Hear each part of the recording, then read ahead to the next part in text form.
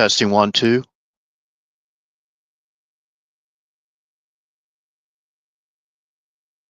Testing 1, 2. Okay, sounds great. Audio sounds great. I don't know what happened to last night's live stream, but sounds great. Audio sounds great. I don't know what happened to last night's live stream, but hey, Daniel, great to see you. Yeah, happy 7th day, brother. Hey, Daniel. What's going on in the race and motorsports world? Yeah, happy 7th day, brother. What's going on in the race and motorsports world?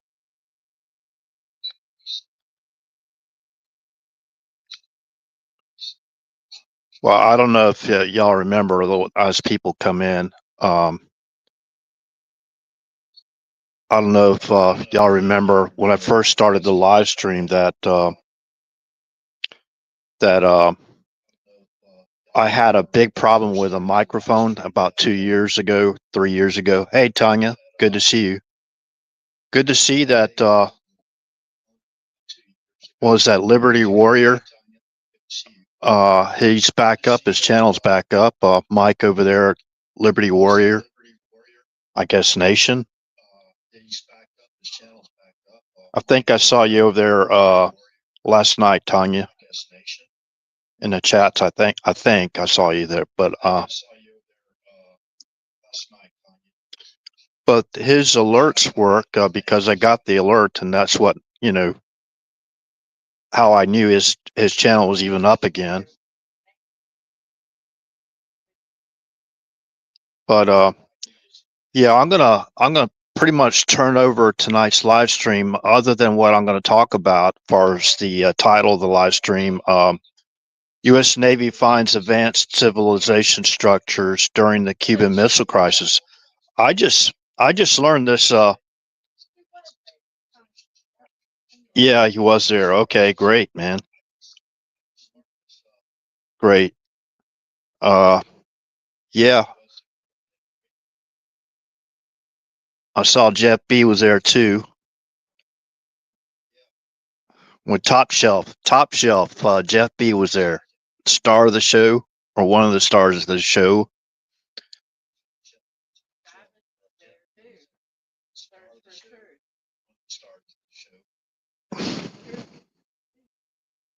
It looks. I'm glad to see our community starting to return. I mean, from the hiatus or whatever you call it, a long vacation. So, an involuntary vacation, right? Involuntary. Yeah.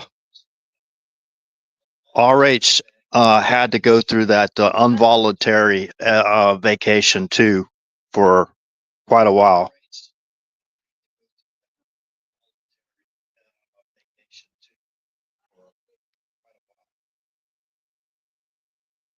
So, is there anything that y'all would like me to put up on the screen? If you put it in the comment section, I will, as long as it's rated G plus plus plus, G plus plus plus. Do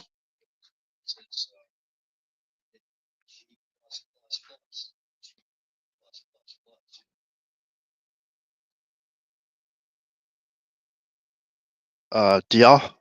I'm going to ask y'all a question. If y'all, do y'all remember the love raids we used to have? They sent a love raid over me.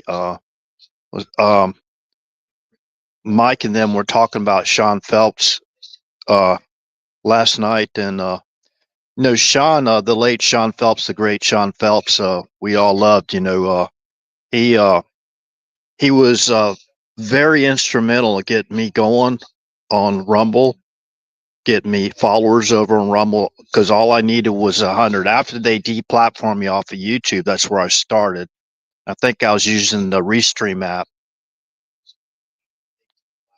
Let me turn this volume down so y'all don't have the echo. But anyways, yeah.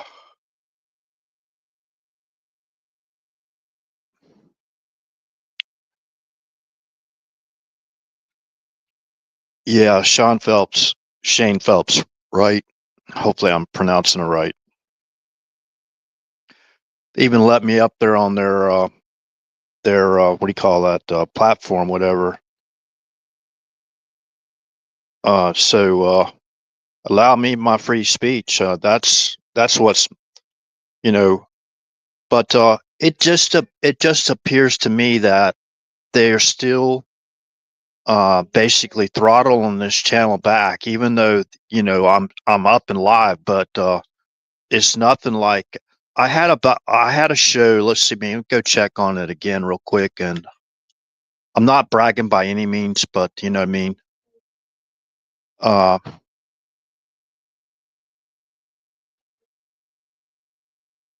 yeah, on Liberty Warrior and I think Shane Phelps's show, right, Tanya, if I remember correctly.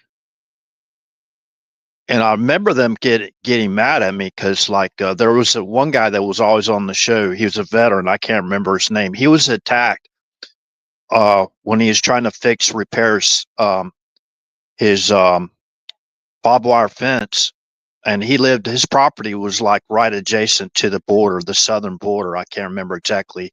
I think it was Texas or something. Maybe could have been Arizona. I can't remember the fellow's name, but great guy. Uh, uh, Shane Phelps, and I always had him on the show, or vice versa, whatever. And I remember that story. He had PTSD because while he was repairing his barbed wire fence, these people that crossed the border, what I mean, illegally, they started stabbing him multiple times. I mean, it is horrible. I mean, I just hearing that, and what we've had to go through. And these people are still out there, for the most part, unaccountable for their actions. You think about it and how they're playing now, Akeem Jeffries, and the way he talked about it, the demonic way he talks about the White House press secretary. I tell you what, I don't want anybody in my government, our government, to talk that way to anybody. I don't care if you like a certain individual, but you go off and you talk about somebody like that, and they're caught red-handed with their hand in a cookie jar and all this stuff. And for them to be talking about others after what they've done to our country, it's just, man, it's over the top. And thank God that they are finally some of the, um, yeah, Travis's show. Yeah. Yeah. I tried to call Travis up today, um, tell him that the Liberty Warriors back, but he was busy unloading some corn or something like that. He's working for this guy that's got a lot of property, a lot of property, and helping him, and he's got a decent job from the sounds of it. But yeah, yeah, those were, and yeah, a lot of people that we had going and viewing the shows, and I was very, very happy. The first night that I kind of like joined this community, it was actually on Mike's channel, Liberty War Nation. I don't know which number it was or whatever. I don't know which one, because he shut down a couple of them, or they got shut down, and he had one that was working. And I think I came up on that show, and it was Veterans Night, and Travis basically invited any veteran to come be on his panel on his show, and I volunteered to do that. And it was the first time that I had my actually I could I can have my voice heard. The first time, I mean, I was so upset because of the censorship and everything, and how we are walking over every single word or syllable, worried about us saying something wrong, that could get us deplatformed. And, a lot of people, that's their lives, that's their livelihood. You know what I mean? So we have so much knowledge in this community. And if we would be like, if we can be allowed to basically open up and speak directly to like a president or a what do you call it? One of the president's cabinet members. Just open it up and bring people in and let us have our voice. Because we still do not really have our voice back, and I'll tell everyone why. And this is proven. I mean, this is proven. Anybody can find this information anywhere you can look it up yourself. In 2014, we talked about this many, many times on this channel, and it doesn't seem to sink in. Now, so in 2014, Barack Obama or the Biden administration during their second term basically legalized the use of state-run propaganda, and they altered the Smith-Mundt Act, and basically through the National Defense Authorization Act, they got that through there, the funding or whatever, for state-run propaganda. Now, remember, that was overtly, they came out and said, listen, we don't care what you have to say. We're going to override that. We're going to flood the zone with our narratives, whether you like it or not. And if you get too big for your britches, we're going to basically just throttle you down or deplatform you. That's exactly what they have done. I mean, we couldn't even talk against the war or anything like that, for us that fight for peace every day, and fighting to stop the war between Ukraine and Russia. We just couldn't even have our voices heard. And we had, so when the Biden second term legalized the use of state-run propaganda by altering the Smith-Mundt Act, what they did was they destroyed our free press. They just literally destroyed it. And we see right now, still to this day, the Mockingbird media reading their scripts, flooding the zone, saying the same words over and over again, about the same topic. You know what I mean? They're being fed their scripts, their propaganda scripts, and they're out there paying these outlets and these journalists, so-called journalists, to read these scripts with our tax dollars. This is what makes it even more disgusting, right? More disgusting. That they can do this overtly with everybody knowing they're doing it and still get away with it and use our tax dollars to do it. Use our tax dollars to help facilitate and direct an invasion into our country. Using our tax dollars. We were actually, many of us unknowingly or knowingly, those that knew that were in the military and everything, because they used the military, those generals, right? Remember the summons to appear? Remember that? I do think that that has a little bit to do with it. And I hope they fired those generals. I hope they did, because those were unlawful orders. You can't bring in murderers, people that are murdered, they're let out of prisons and all that kind of thing.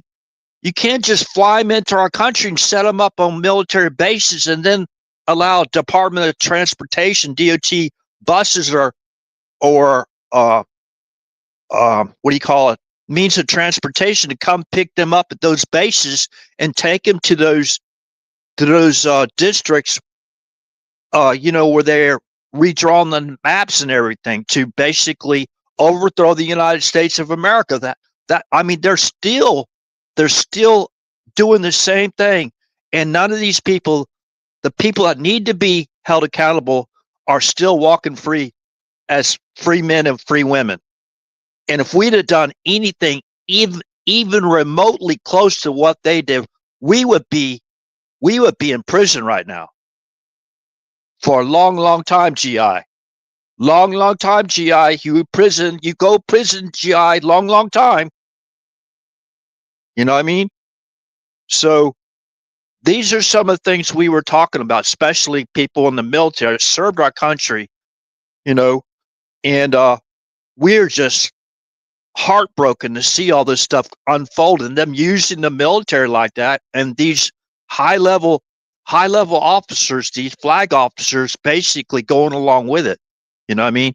So anyways, getting back to, I mean, so there's so much more. Like I've talked about this, and remember when we start talking about this next topic I'm about to discuss, we had to use terms like darts, jabs, all that stuff, right?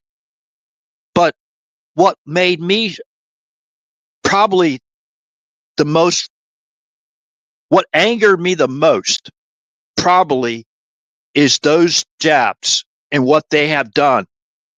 I could tell you about my family members. I don't want to get too personal, reveal, like personal parts of my life, in my domestic life, you know what I mean? But I know two people that got those. Their blood actually turned black. One lady, friend of uh, Mrs. RH, her blood turned black. I mean, your blood turning black. I mean, that would be, could you imagine you're bleeding and you got pools of black blood coming out of your skin or whatever? I mean, that would freak me out.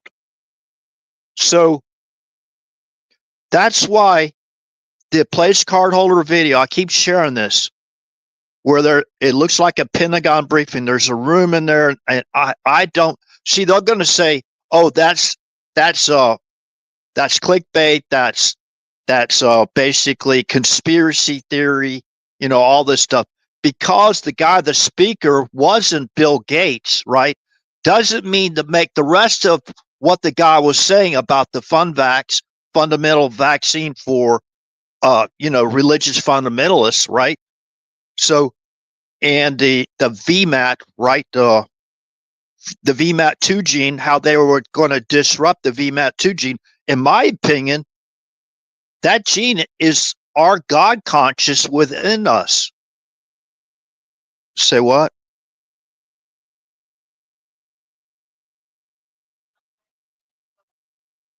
Yeah, yeah, yeah. I know the No King stuff. I prayed last night about it. I don't, for anybody that watched the live stream last night.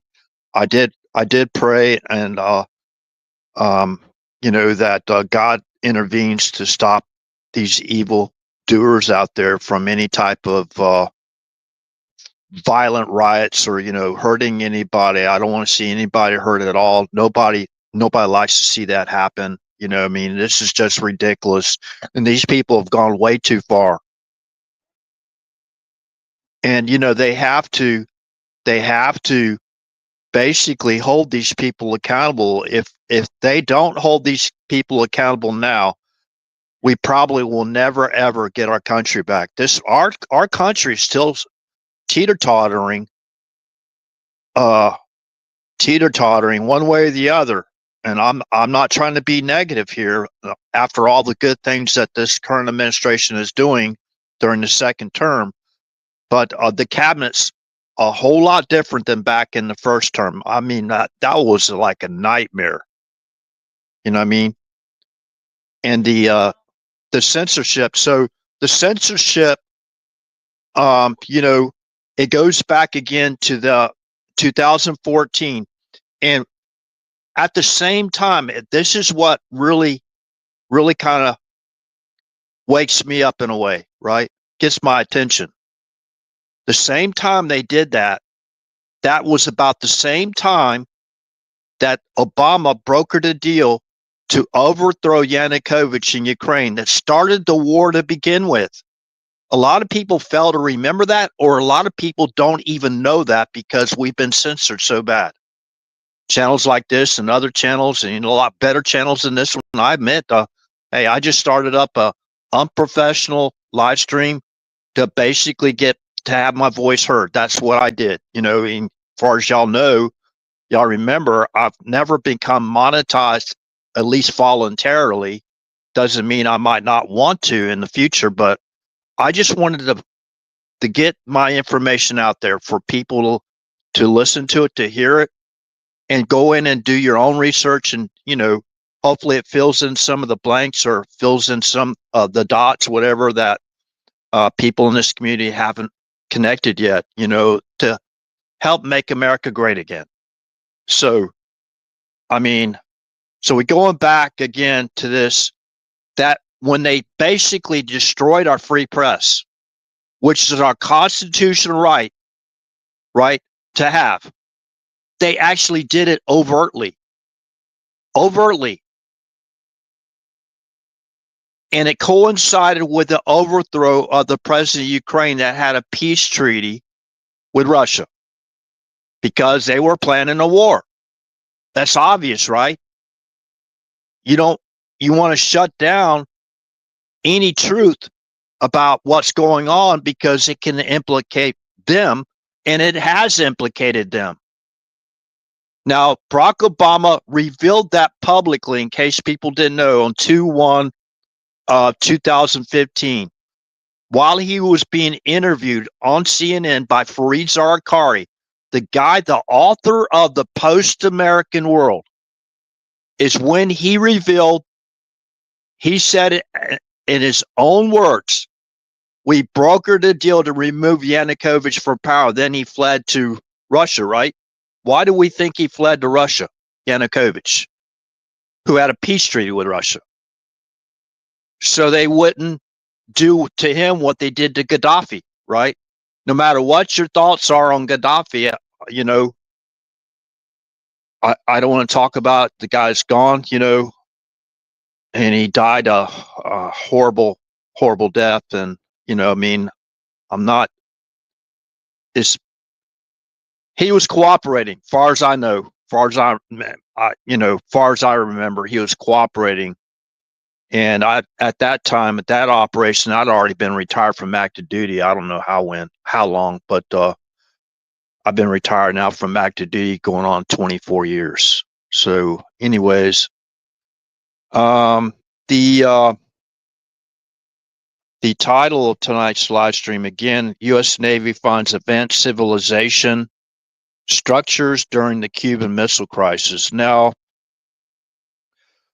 this is a really, really neat subject that I'm going to talk about, and can be kind of scary, but like those 10 spies, right?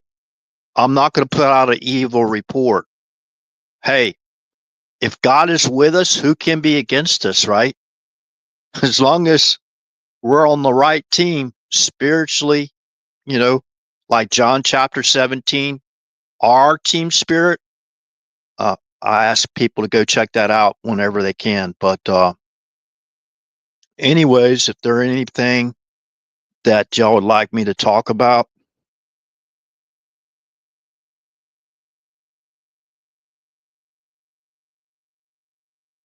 Yeah, that ICE facility, they want them to take the fence down, right?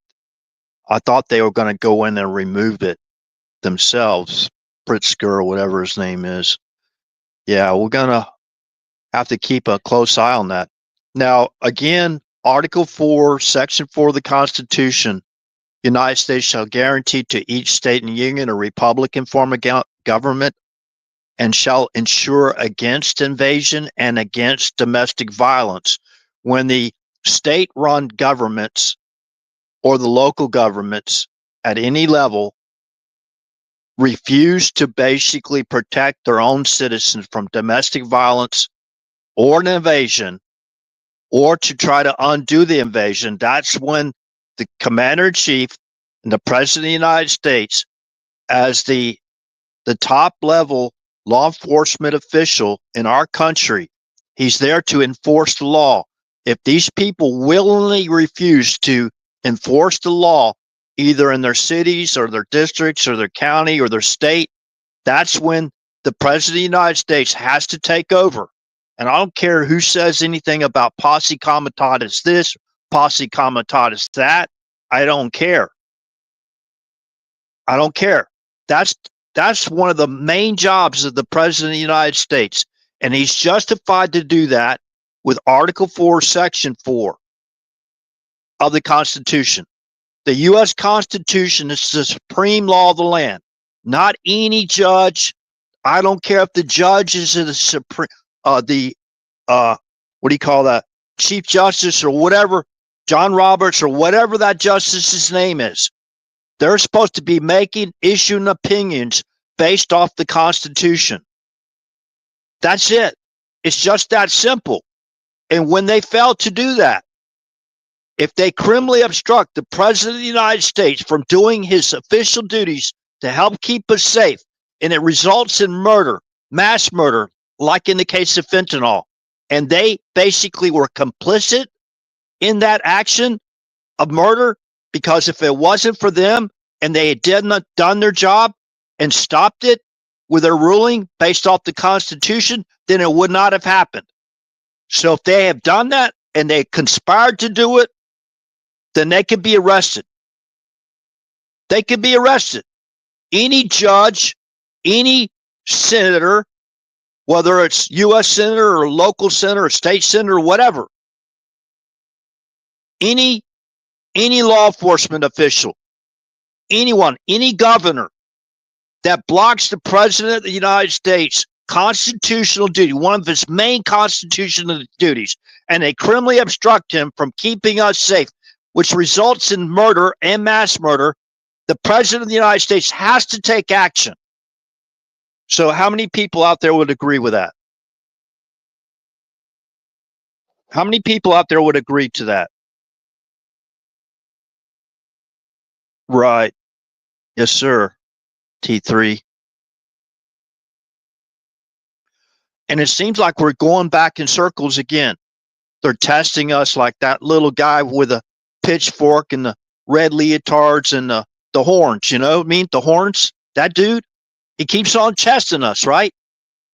Keep on trying to divide us up by races and all this stuff where we start to dehumanize each other if we don't watch out. Why do they dehumanize us? It's very simple.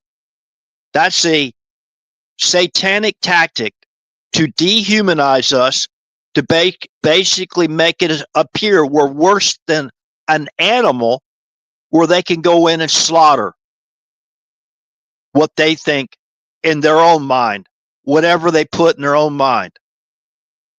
You know, when these people are acting like that, they need to take a break or something. They need to give themselves a vacation, or maybe we need to give a vacation for them. If they can't help themselves, and they're that demonically possessed to fight good people that are just trying to keep us all safe, right? They need to take a vacation. I'm not talking about criminal violence as far as a vacation like that. I'm talking about we need to give them their pink slip and see them out the door. Thank you for your service. Thank you for your service. Sorry, we got to cut back. We're going to reduce the manning, and we're going to have to slim down and tighten our belt, because we got a lot more to accomplish here in these next little over 3 years. There's a lot more we got to get done. We can't afford all these obstructionists, criminal obstructionists. I don't care where they sit. You think they would have learned by now. And remember, there are more of us than there are them. If we just look at the demographics, well, I don't even call it, I guess you could call it demographics. The last I looked, there's 60% of those of us that identify in our country as Christians. Okay? 60% in our country identify ourselves as Christians. Of course, we're founded on Judeo-Christianity, which means we try to do the will of God the best we can. follow his commandments. Of course, it's common sense. Thou shalt not murder, right? Thou shalt not steal, right? Thou shalt not false witness and lie against people because you don't like them. Like example, the way Hakeem Jeffries, he lied about the White House press secretary lying.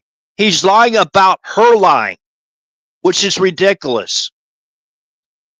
Amateurish, politician, and we know where he's getting his tactics from because we've already seen that play out before in 3 terms under the Biden administration. 3 terms we had to endure during the Biden administration. Now, there's a lot of talk about President Trump being it's 45, 46, and 47. That's just in reference to him winning 3 elections. So, I'm not trying to put down anybody else's opinions, whatever, but we have to look at it and use true logic instead of faulty logic. Now, if President Trump was commander in chief from January 20th of 2021 to January 20th of 2025, right, then everything that happened during that time frame can be blamed on him. Like the withdrawal from Afghanistan. Trump, there's no way Trump, he was furious about that, right? We lost, 11 men and women in uniform with, and giving up that airfield, whatever. President Trump's talked about that was a strategic airport or whatever, or runway, that we gave up. Very strategic. And the way we left out of there, left all those weapons and, helicopters and all the stuff, billions and billions of dollars worth of stuff. And it got in the hands of the black, market, whatever, where it went to, back to the Taliban or whatever. I don't know. So they probably sold those military weapons and stuff, probably sold it to the Russians or China so they can reverse engineer what we had, So anyways, so how many people believe that President Trump was the commander in chief during that 4 years under Biden's 3rd term? No, you have a right to your opinion. Don't worry about what other people think. Don't worry about what I think. You might not agree with me, and that's fine. You know what I mean? So, yeah, Deegan, James, hey, appreciate you being here, everybody being here. If y'all don't mind, just share the live stream. But I'm going to get into this talking about now this aircraft you see here. This was basically an individual's photographing this what they call a UFO, right? What we used to call UFO, not UAPs or whatever. I'm still going to go by the UFO because it's unidentified flying object, at least to the people that saw it and took a picture of that UFO, like advanced technology, right? Now, this was taken in Turkey over some type of water, like a lake or sea or whatever in Turkey, right? So anyways, I won't go into much more about that. But so let me get over to my source reference.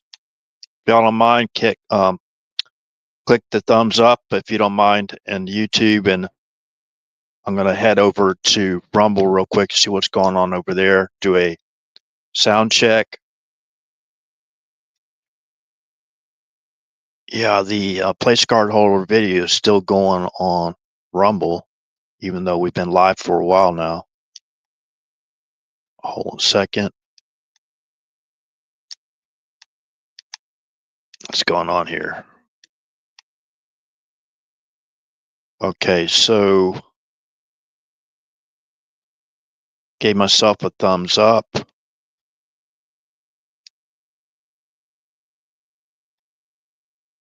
Testing 1, 2.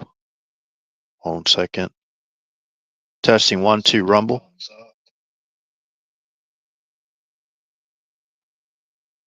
Testing 1, 2, Rumble.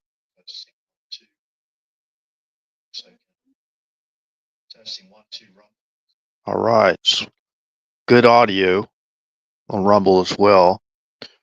Okay, so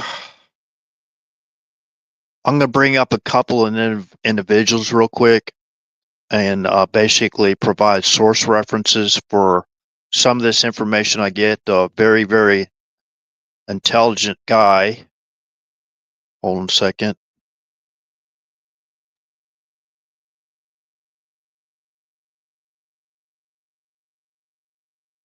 Okay, you can go check out the Genesis 6 conspiracy. Let me go to this here.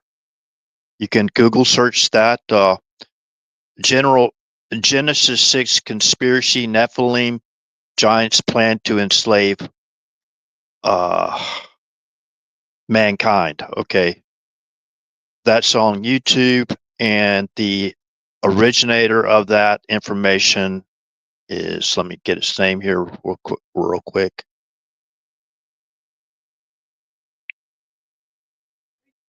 Gary Wayne. Go check out his information. That guy's like a human encyclopedia concerning the scripture verses and especially advanced civilization before the flood and even after the flood, like the Tower of Babel, for example. Now let's kind of like roll this into. So that's the source reference on some of the stuff. That's where I picked it up. But yeah, and I'll go back to the Gary Wayne and some of the stuff he put out. Far as it will kind of like satisfy the curiosity that people came in as far as reading the title of the live stream. U.S. Navy finds advanced civilization structure during the Cuban Missile Crisis. Okay, the Cuban Missile Crisis was what, 62? I don't know, 1962. You know, November 22nd, I believe it was November 22nd of 1963 was when the unfortunate assassination of President Kennedy, and that was the Cuban Missile Crisis was obviously before that. I believe it was 1962. So John or JFK Jr. was basically a couple months younger than me when our president was murdered that day, and I was just a small child, you know. But anyways, let me go. Now, I'm going to tie in some of this stuff to the 3-eye atlas, and far as there's a lot of anomalies, far as it possibly not being a natural comet, and could be basically an advanced, technologically advanced spacecraft. So we can go into that. Now, only thing I want to talk about that for right now is that there's a term called crustation. Crustation is when, like, there's layers. Think about a callus, right? You're a callus, right? You developing a callus, right? And then you got this like rough kind of like callus on your hands for hard work, right? Whatever, you know, and it starts to develop a callus, like a crust over your skin, a hardened crust over your. So if you got some type of ancient technology that uses natural components of it, like, for example, granite, or even maybe a harder structure, natural structure, and use that as part of your platform of your ship, right? As it goes along and picks up stuff and traveling at these high speeds, I think it was 100 and 160,000 miles an hour, something to that effect, and whatever attaches it, in my opinion, I'm not a scientist or anything, could form what makes it look like a possible, a normal asteroid or comet, right? So that's all I'm going to say about that. And the abnormalities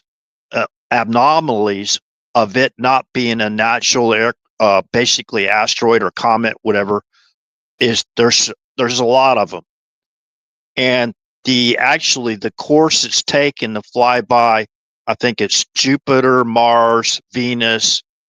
I think there was another planet, Jupiter, Mars, and Venus. If I remember correctly, that's going to pass by 3 of those planets, and then coming from where it came from, it was either originated outside the Milky Way or either it's an interstellar aircraft of advanced technology, and it possibly could be. Will that weaken RH's faith? Should that weaken any of our faith? Let's just talk about the craft that took up Elijah, and his mantle fell, and Elisha got his mantle, right? Remember that? Well, the people that could describe that aircraft that took Elijah up, that saw it, Elijah saw it, right? There's been depictions of artistic renditions, I think you call it, of that aircraft. And if I saw it today, I would definitely say that would be a UFO, because I could not identify it from where it came from, whether it's ours or extraterrestrials or whatever, right? So also, far as area 111, and basically tying that to Acts chapter 1 verse 11, don't be amazed as they're watching Jesus or Yeshua being taken up. He's being taken up like Elijah, right? They watched him. His disciples watched him, and there's two men or angels standing next to his disciples, and they were watching in awe, like, as he goes up into the clouds. And remember, the angel said to the 2 disciples, looking up in amazement, he said, "Don't be amazed." Basically, the way Jesus left, that's the same way he's going to come back in the second event. And when you go to Matthew chapter 24, you can verify it. You can verify that it's going to be an actual event. So coming through the clouds, going through the clouds, right? Coming back through the clouds, right? Everybody will be looking in awe as he returns. So how did he return? So he was like physical, right? He was spiritual and physical, of course, right? When he left. So wouldn't it take a physical structure to basically take him up to ascend to heaven? In my opinion, how would that weaken our faith as Christians? If God created other beings outside of ours, I see this happen a lot, where it seems like some people try to put God in a box, like, well, you can only create this, you can only create that, right? And we're the only life in the universe. Yeah, people can have their opinions with that, as far as that concerns. Yeah, you have a right to your opinions, but it's not going to weaken my faith that if there's other beings other than ourselves. And I do believe we have the law of the universe, and these other beings, if they pass, they cross that red line or whatever, I just would say, don't do it. Don't do it.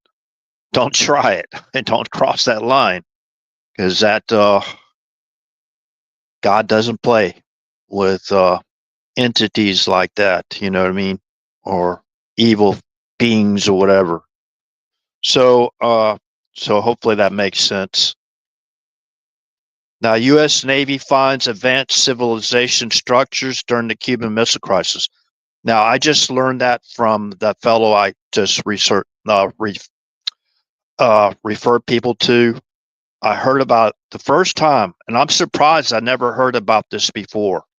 Again, from Gary Wayne. Now, let me go find the.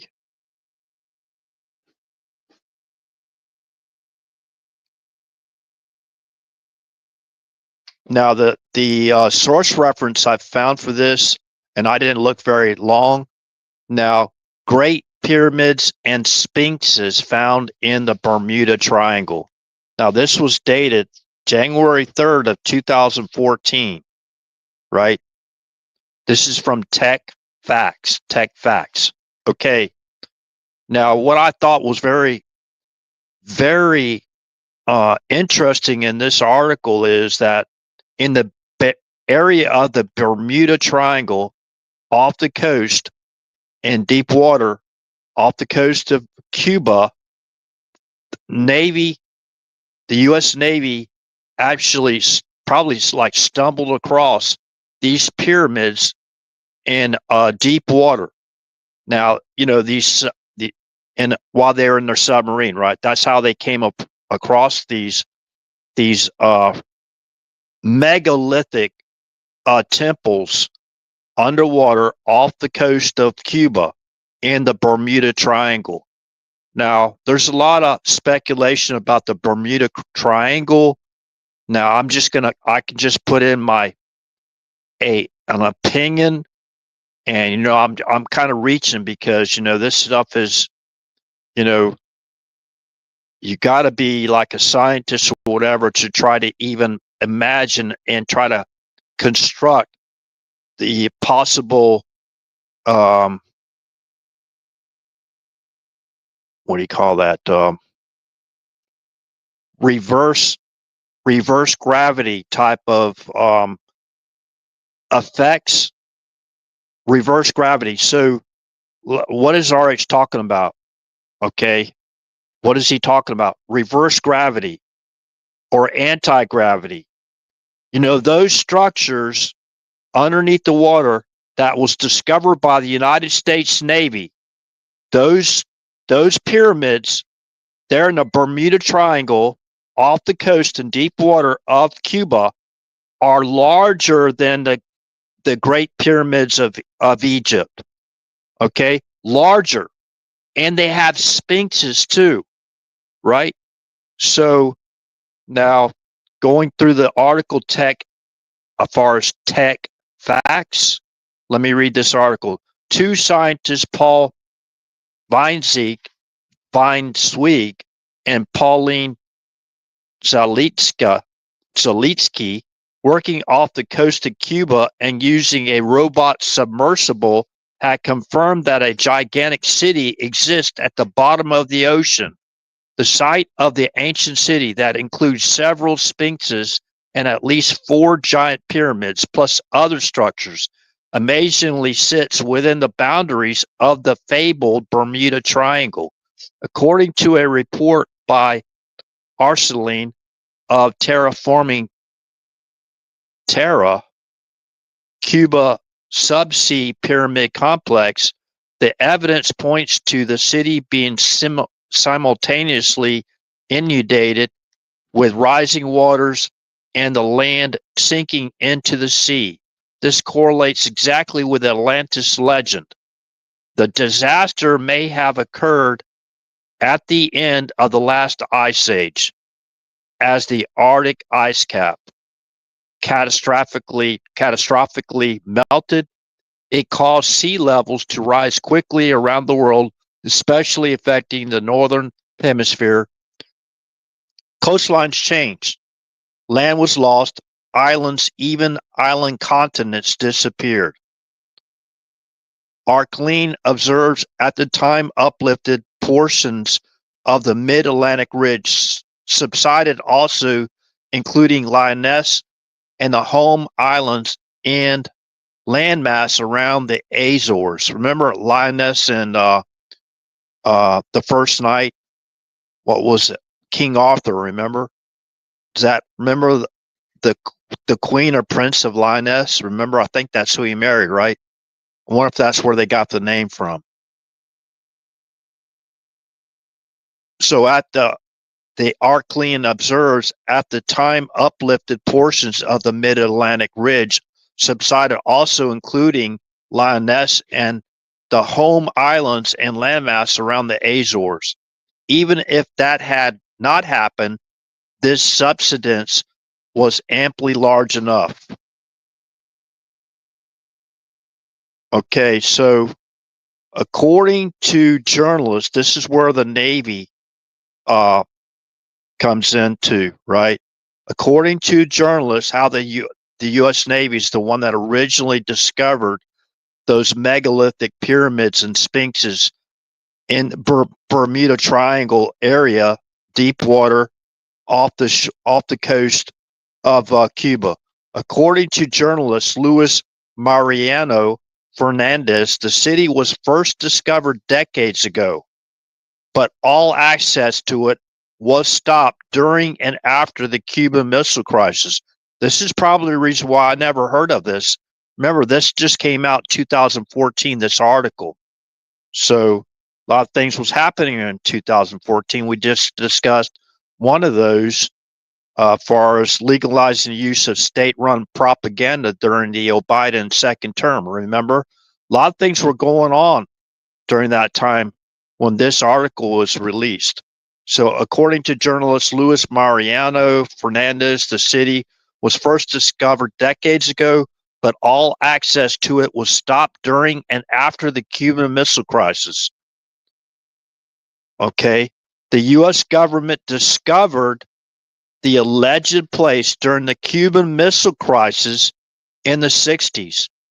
Nuclear submarines cruising in the Gulf in the deep sea met pyramid structures. They immediately shut down the site and took control of him and the objects in order that it will not come to rush into Russian hands. So, is this what's going on with Cuba all this time? Is this the reason why uh, Russia basically and China both uh, came in and started porting there in Cuba? I think it's in the port of Havana, right? Havana, Cuba. Remember that the Russians and the Chinese basically have a port there. So did they take over that discovery, or did we take over that discovery? Is that the reason why we have, in part, um, the Gitmo there? It's actually in Cuba. So that's military, right? We're there all the time. We got ships and planes and stuff flying over there all the time, right? So has this been kind of like secret operations, all this time that we didn't know about because they want to cover it up? Okay, so let's just let's go to something real quick. And remember, this isn't going to weaken my faith at all. If anything, it's going to strengthen my faith. So, if that's the reason for a covering up of advanced um, technology, that I don't know, but of course, we don't want that technology getting in the wrong hands either. Definitely, we don't want that in the wrong hands.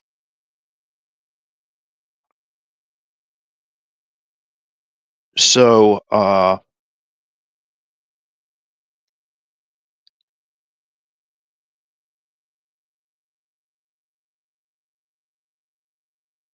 let's see here. Let's go back to Genesis. Now, I've talked about this multiple times before. I've learned about the fellow. I basically recommend that people go uh, to his site, whatever.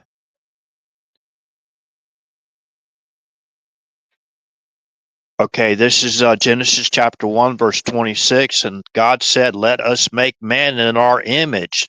Our image, right?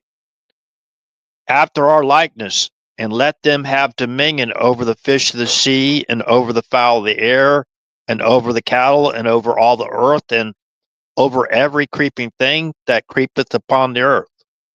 So God created man in his own image. In the image of God created he him, male and female created he them. Okay. Now the creation of Adam, right, wasn't done until after the seventh day, correct? So so I've gone through this many times on this channel, and but anyways, so one of the reasons why God wanted to put a protective veil around us as far as that technology goes, because if it got in the wrong hands, it's look today. Look at how many times these advanced weapons have gotten in the hands of these people that are really just demonic, But anyways, and God said, "Let us make man in our image, after our likeness." Our, that's plural, right?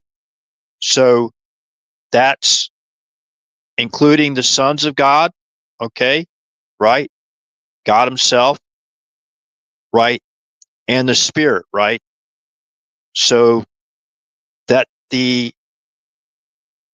that was like the races, right? That's where all the races that everybody basically, it's not kind of like conjecture. It's just we have to know why. There's different races, diversity. Let's just say diversity. Okay, that's how diversity came about.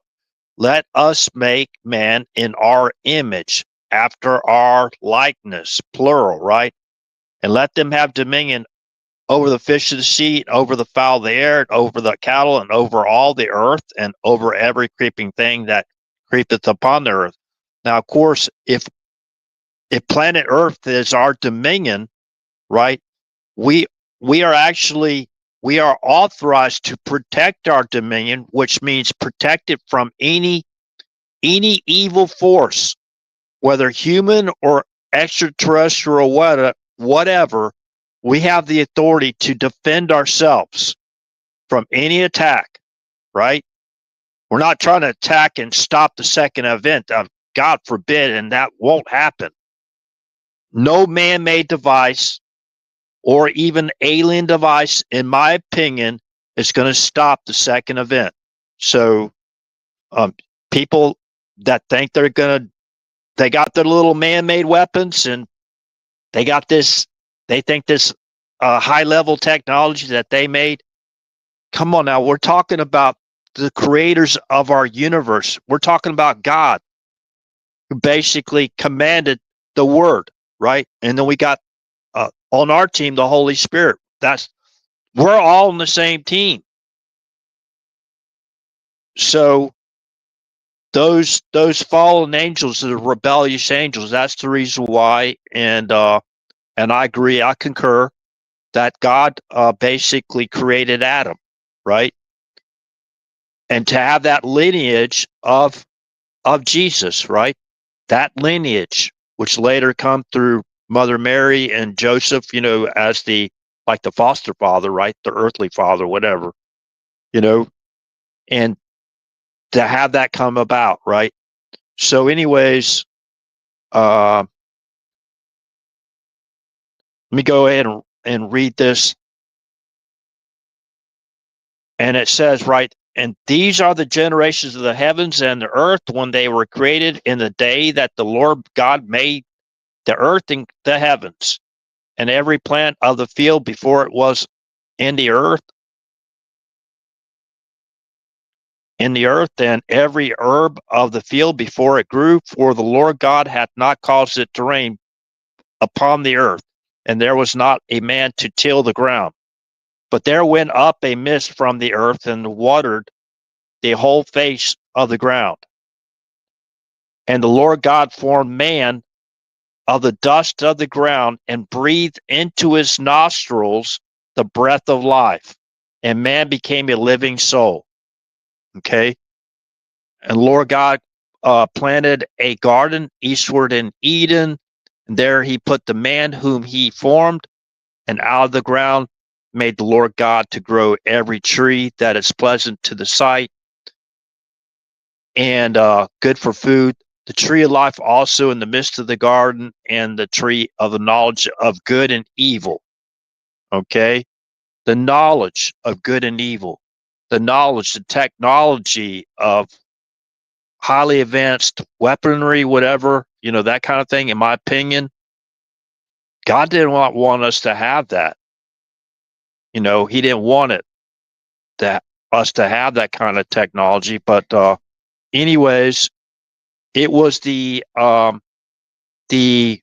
sons of God or the angels, the rebellious one, or that ones that basically helped start to create. Now, God might have allowed that before the creation. Remember, the angels were already there even before the creation, right? They were already there. So I won't go into it any much further than that, but remember this. And God said, let us make man in our image after our likeness, and let them have dominion over the fish of the sea, over the fowl of the air, and over the cattle, and over all the earth, and over every creeping thing that creepeth upon the earth.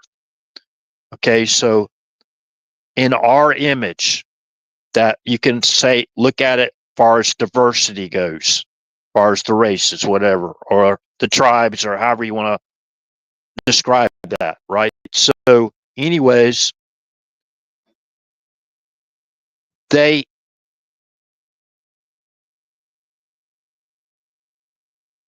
there was these, and then these advanced civilizations started to be basically created, right? So, according to others out there, there was about from seven up to possibly four before the flood. Okay, before the flood. I think I got that right, right? So now if we go look at the pyramids in Egypt, let's basically go back to our time now that we have now. The the the pyramids in Egypt, the Great Pyramid of Egypt, they got these huge megalithic stones, right? That weighed like maybe 100 tons, just for one stone, right? To put that in place, how in the world are you going to do that? Oh, you're going to drag it with ropes, right? You're going to get a mammoth to pull it, whatever. You're going to an elephants to pull these 100 ton like stones, whatever. We can't even do that. We can't even accomplish that feat with the most advanced technology that we have for building an architecture. How in the world the people that are supposed to only have sticks and stones gonna build something like that and align it with the stars or Orion or whatever like that, and perfect alignment? We can't replicate, we can't reproduce that feat 1,000 years ago, before the flood, before the ice age. So in my opinion, on all continents, there are these huge megalithic like pyramids all around. And then you go to and you hear the theories about the Tesla theories, and President Trump's, hey, there might be a lot more to this that we don't know. And I'll just say, thank God President Trump is our president. Thank God. But anyways, so this discovered these huge megalithic pyramids and the Bermuda Triangle that was found during the Cuban Missile Crisis, and they shut it down. They locked down the information structures that the Navy found. Now, I want people to think about this. We don't have just forces actually in Cuba for all this time. We had forces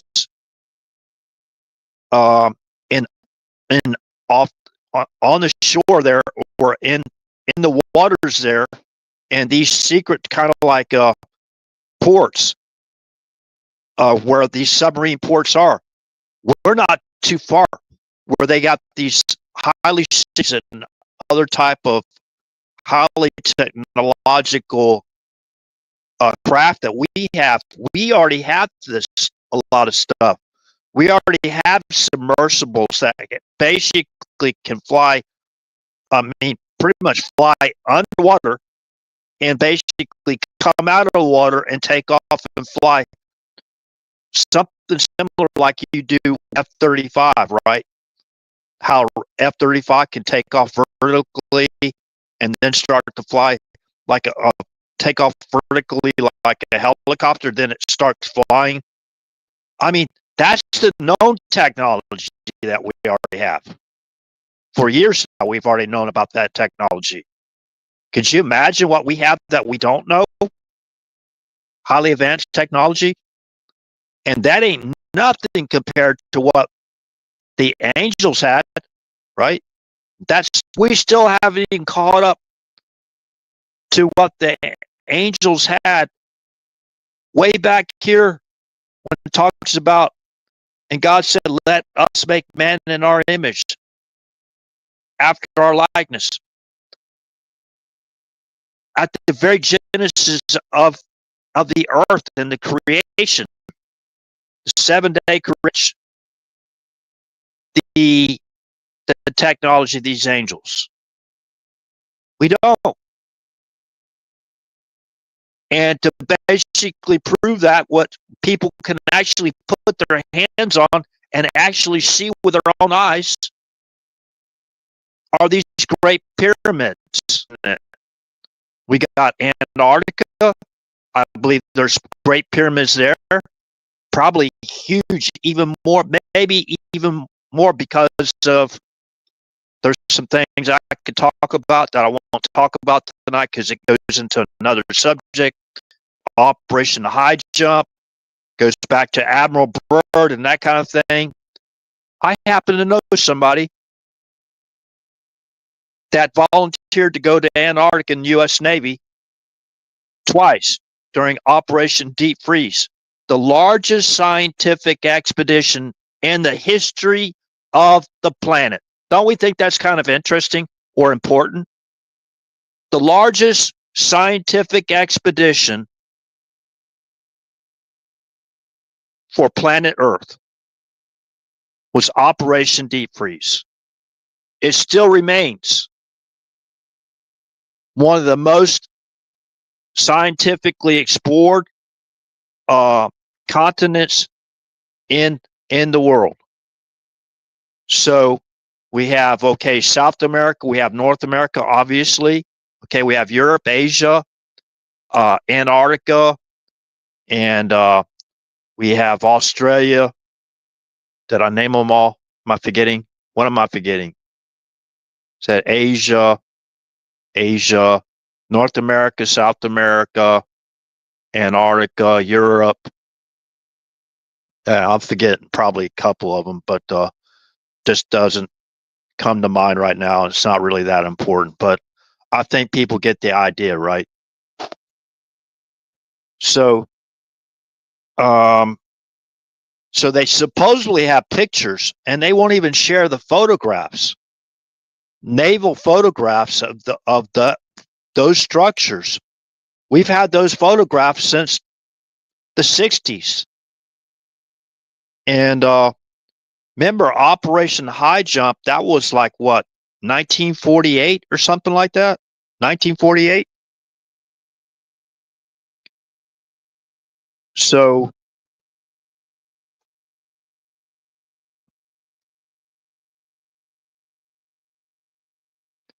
let's see here. I don't know if there's anything else. Let me go down through tech facts and see if I'm missing anything. But I don't see any new chat comments.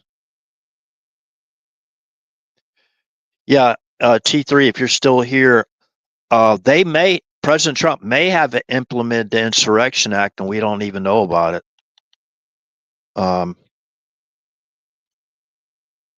There are communications with like entities or like the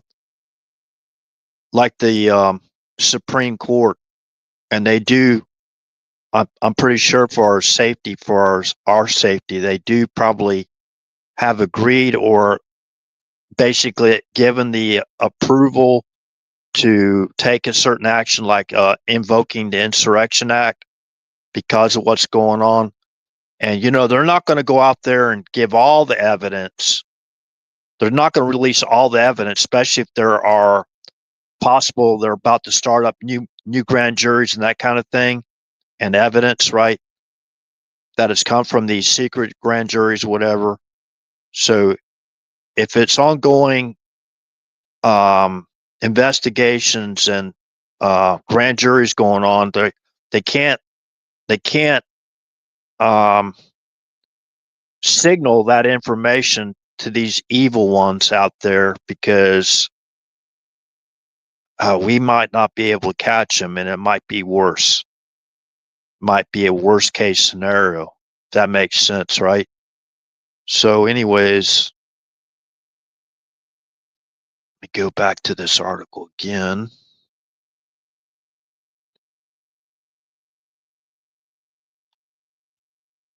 Now, there was some talk there's some information I put out there about the serpent seed.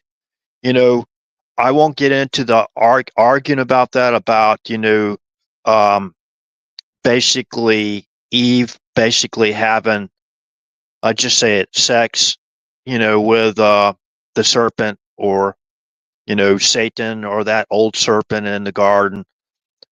Basically, he seduced her, right? And that's another term for cunningness, or what did Eve say? In chapter 3, it says, "Now the serpent was more subtle," and subtle is basically translated to cunning, "more subtle than any beast of the field which the Lord God had made. And he said unto the woman, Yea, hath God said, You shall not eat of every tree of the garden? And the woman said unto the serpent, We may eat of the fruit of the trees of the garden, but of the fruit of the tree which is in the midst of the garden, God hath said, Ye shall not eat of it, neither shall ye touch it, lest ye die. And the serpent said unto the woman, Ye shall not surely die, for God doth know that in the day ye eat thereof, then your eyes shall be opened, and ye shall be as gods, knowing good and evil. And when the woman saw that the tree was good for food, and that it was pleasant to the eye, and the tree to be desired to make one wise, she took of the fruit thereof and did eat, and gave also unto her husband with her, and he did eat. Okay. So, yeah, we know that story. We've read it many times. And the eyes of them both. Wait a minute. Hold a second. And when the woman saw that the tree was good for food, and that it was pleasant to the eyes to make one a tree to be desired to make one wise, she took of the fruit thereof and did eat, and gave also to her unto her husband with her, and he did eat also, right? And the eyes of them both were opened, and they knew they were naked, and they sewed fig leaves together and made themselves aprons. Now, I can't say for sure that Eve was beguiled and they were innocent, both Adam and Eve. They were innocent before they partook of that tree, that knowledge, right? Knowledge of good and evil. What type of knowledge? We're talking about practical knowledge and theoretical knowledge. But what we're talking about here is actually practical knowledge, right? So they were both innocent, right? We all agree on that. Adam and Eve hadn't consummated their marriage yet physically, right? Correct? Can verify that. Please verify RH. They had not consummated their marriage yet. Okay? So hold on a second. I could be wrong on that, and I'm going to fact check myself right now before I get myself in trouble.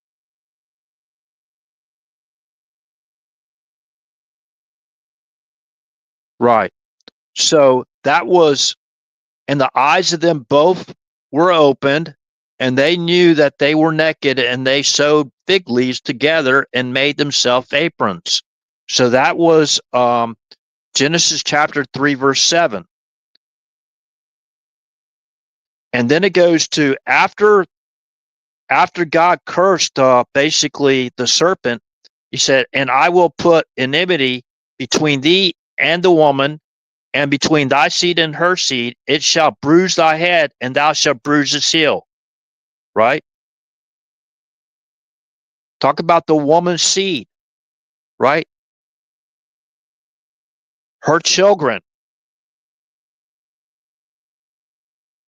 and the serpent's seed, his children. They're going to be at like war with each other, against each other. So that was Genesis chapter 3, verse 15. And then chapter 4 comes after that already took place. You know, like this, like 9 months it goes on. And right after that, and Adam knew Eve, his wife, and she conceived and bare Cain, and said, I have gotten a man from the Lord. Okay, there's hierarchy back then. I won't talk about this. I don't want to get into it much. Remember, the prince of death, that's a hierarchy. You call a prince what? Call him like a lord, right? A lord. But so I'm not trying to twist this or anything into my beliefs or what possibly could have happened. It says right here, and Adam knew Eve, his wife, and she conceived. This happened after she was beguiled by the serpent in the garden. Okay? So she conceived. She lost her innocence. So did Adam, right? In the garden. And then Adam knew Eve, his wife, and she conceived and bare Cain. Right? That was the first consummation. Then the next consummation, and then she bare, and then again, like fraternal twins, right? Not identical twins. She bare her brother, his brother Abel. Okay? So what did they say about Adam? Well, Cain was evil by killing his own brother, right? What do they say about Cain? We're talking about the scriptures now. We're not talking about what RH just makes up as it goes along, right? Like I was called a jackwagon one time. That's kind of ridiculous. That's fine. They can have their own opinion about what the information far as I put out.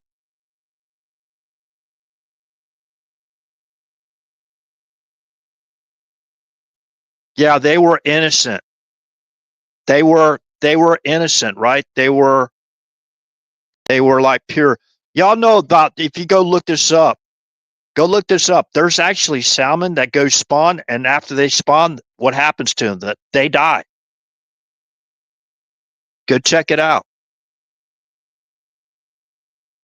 I don't think it has anything. Well, it might have. It applies to fish, but you know what I'm talking about. You lose your innocence. Uh, you know. So, 1 John chapter 3. What does the Bible say about Adam?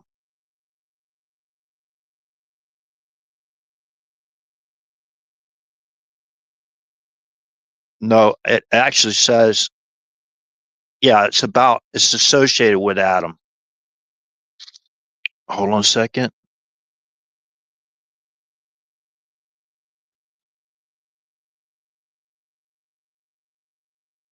Stand by.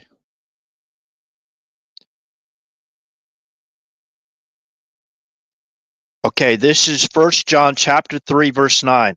Whosoever is born of God doth not commit sin, for his seed remaineth in him, and he cannot sin because he is born of God. In this the children of God are manifest, and the children of the devil. Whosoever doeth not righteousness is not of God, neither he that loveth not his brother. For this is the message that ye heard from the beginning, that we should love one another, not as Cain, who was of the wicked one. Wait a minute, of the wicked one. What, Cain is of the wicked one? What, Adam was wicked?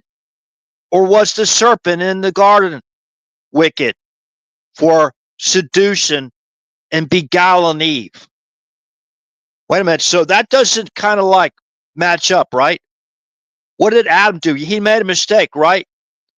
He also took from that practical knowledge, right? They were both innocent until that happened. Then they hid themselves in the garden because of their conscience, their godlike conscience. Oh, we messed up. We did what God told us not to do. We were here to, I was, Eve, Eve was there to be a helper to Adam, and,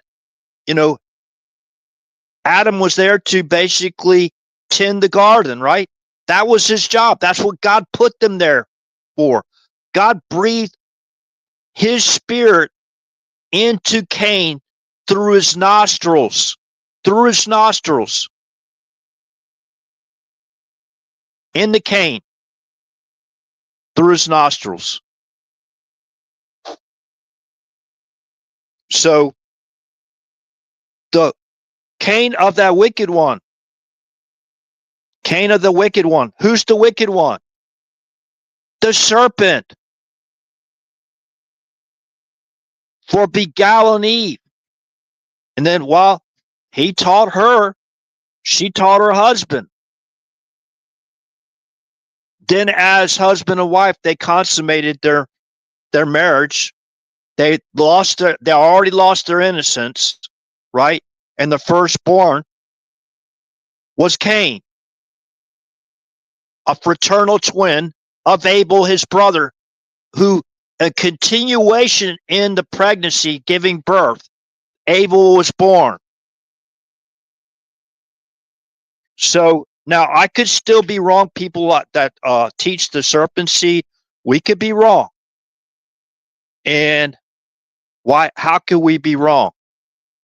Well,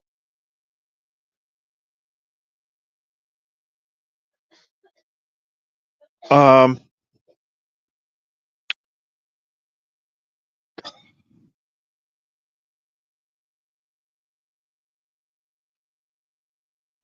so I lost the thought there because um,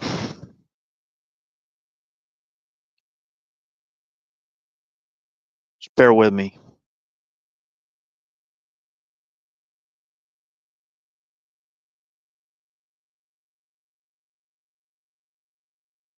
So, all right. Now, the tree of the knowledge and good and evil. Now, I'm gonna bring up this right here. What basically God commanded Noah and his sons.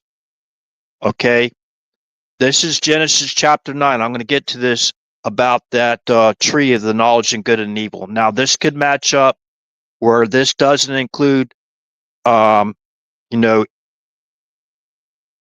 um, Eve having sex or being beguiled or basically subdued into a relationship, a sexual relationship with the serpent, and then Eve basically showing her husband or her partner there, Adam, and they both lost their innocence that way, right? So, anyways, now going back to that, the tree of the knowledge of good and evil, of its fruit. Okay, I want to talk about this as far as the blood goes. Now, this is Genesis chapter 9. And God blessed Noah and his sons and said unto them, be fruitful and multiply and replenish the earth. Being fruitful, that means eating a lot of fruit. Well, you're going to be full with fruit if that's all you eat, fruit. And you can't sustain yourself, at least in this age, modern humans in this age of 2025, right? You gotta basically eat more than fruit and drinking water, because I've already looked this up, right? So I won't go into all that. Go check that out.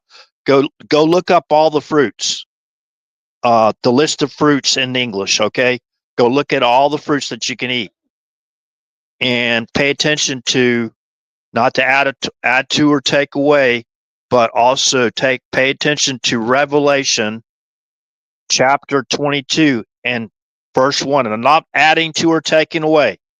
I'm going to read it exactly what it says here, and I won't comment any further. And he showed me a pure river of water of life, clear as crystal, proceeding out of the throne of God and of the Lamb. In the midst of the street of it, and on either side of the river, was there the tree of life, which bare 12 manner of fruits, and yielded her fruit every month, and the leaves of the tree were for the healing of the nations. So the tree of life bare 12 manner of fruits. That's what it says. And yielded her fruit every month. Okay? So let's go back to what God commanded Noah. And God blessed, this is Genesis chapter 9. And God blessed, now this is to support the tree of the knowledge of good and evil being just a tree, right? And they took that, Eve took that fruit. She was beguiled or seduced or tricked by the serpent to take that fruit, to touch that tree, whatever, because God commanded Adam and Eve not to even touch it. At least they die, right? So she went over there and she took that fruit and she did eat it because she was basically beguiled or seduced or tricked, right? And she gave that fruit to Adam, and he did eat too, right? Now this is Genesis chapter 9, verse 1. Again, it reads, beginning with verse 1. And God blessed Noah and his sons and said unto them, be fruitful and multiply and replenish the earth. And the fear of you and the dread of you shall be upon every beast of the earth, and upon every fowl of the air, upon all that moveth upon the earth, and upon all the fishes of the sea. Into your hand are they delivered. Every moving thing that liveth shall be meat for you, even as the green herb have I given you all things. But flesh, with the life thereof, which is the blood thereof, shall ye not eat. And surely your blood of your lives will I require, at the hand of every beast will I require it, and at the hand of man, at the hand of every man's brother will I require the life of man. Whoso sheddeth the man's blood, by man shall his blood be shed, for in the image of God made he man. And you, be ye fruitful and multiply, bring forth abundantly in the earth and multiply therein. Okay, so let's focus on this. But flesh, with the life thereof, which is the blood thereof, shall ye not eat. Okay? Now, what were the giants of that day? Remember? Let's go back. Let's go back to before the flood.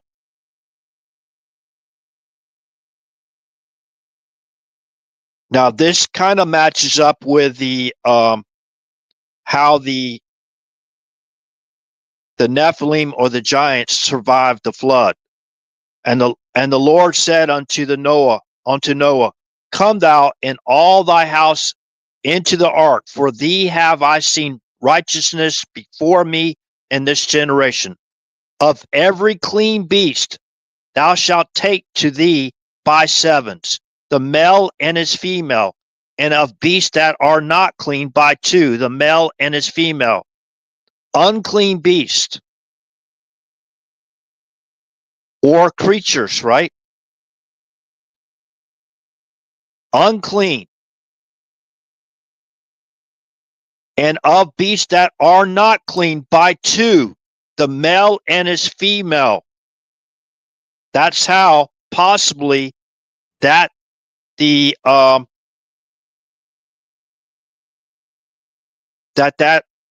Nephilim or whatever survived the flood.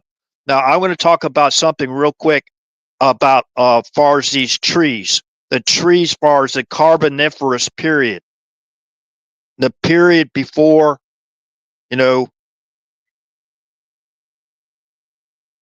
before God created Adam. All those humans, right? Men and women living up all that time. Now, you remember the Carboniferous period? People are starting to basically speculate or theorize that there are looks like tree stumps, these huge tree stumps that look like mountaintops, like they're just basically an old huge tree that was basically cut down or whatever, right? But right now we have trees. I think there's a tree, I think in California, that is over 380 feet tall. Now, how tall were the trees? How big were the trees during the Carboniferous period? I don't want to go down that rabbit hole on that topic, but I want people to think things were different back then.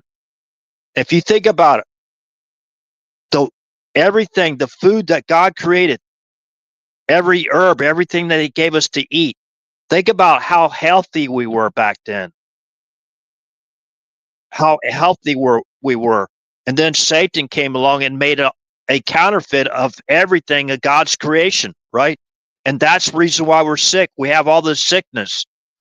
Given these gene modification therapy and all this stuff we've been talking about and fighting against them doing it again, right? But man, okay, so I hope people understand that I'm not saying one way or the other, and I'm not all knowing, and nobody else is all knowing. There's probably going to be, once we get to heaven, I pray we all do, okay, and maybe we speak directly to Yeshua, maybe he can help inform us, or maybe God will send an angel, or provide an angel to help us with our discernment and help teach us whatever. Once we get to heaven or during those 1,000 years, whatever, I don't know, but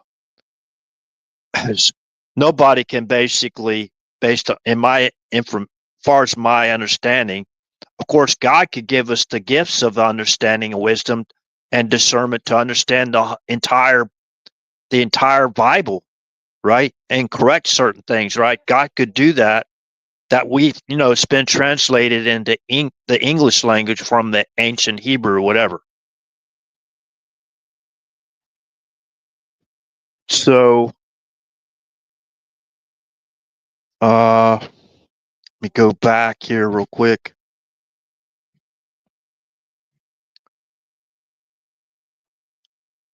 So the blood, what came to mind is the blood, how blood is so important, right? That the blood is the life that's what sustains our life. Without the blood, we wouldn't even be human, correct? I think most people would agree. But you think about this. But flesh with the life thereof, which is the blood thereof, shall ye not eat. Now, we were commanded not to eat blood from animals, right? That's the reason why they have to go through that process where you can drain the blood. But think about this. think about this. God gave us all those fruits. They were what was uh, Adam called. There's a specific name, and I wrote it down. I think I have it right here. Hold on a second. Um, there's a special term that is basically describes Adam and Eve and their diet in the garden, right? While they were in the garden. Now I thought I had written it down, but anyways, let me see. It might be on one of my source references up here. Hold on a second.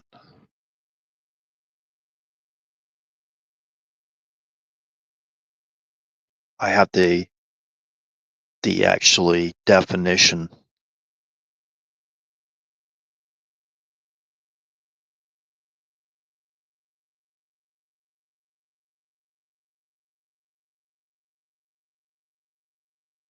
Stand by.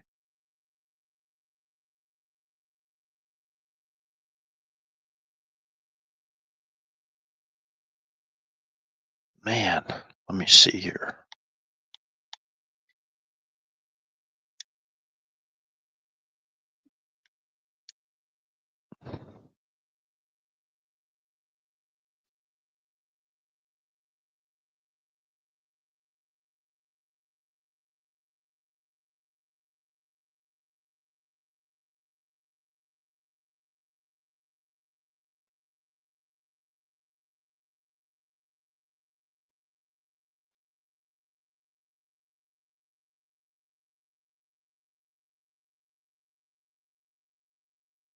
Stand by.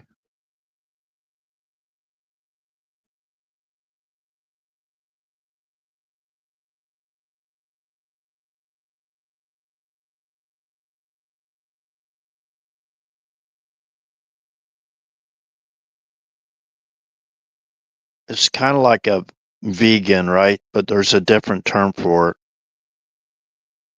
And that type of knowledge that Cain had, not Cain, Adam had. Well, Cain had that knowledge too because Adam would have taught him. Oh, I don't have that name here.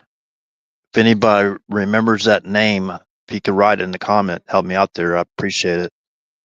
So much information I'm going through at a really fast pace here. So while I'm putting these live streams together.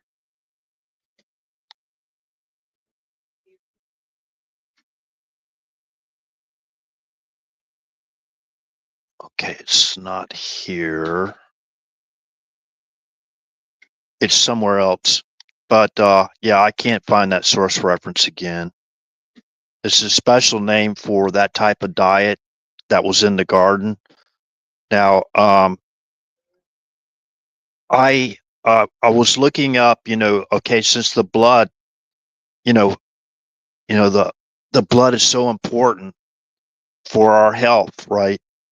That's the reason why when we go to these doctors, that pretty much now all they do is they'll basically order a blood test and they'll view your blood work to see how healthy you are. You know what I mean? And that's what we do. And what I don't like is they like to give you these drugs which are artificial man-made creations, right? Uh, which is kind of me a kind of like a counterfeit of what we should be maybe eating that God created in its natural form for us to regain our health, right? Or to fight certain sicknesses. And I'm not providing medical advice here, so people out there that like to try to catch RH saying the wrong thing and report me like the brown shirts, like the brown shirts back in the day, Nazi day era. You know, I'm not offering advice. I'm talking common sense and lifelong experiences too.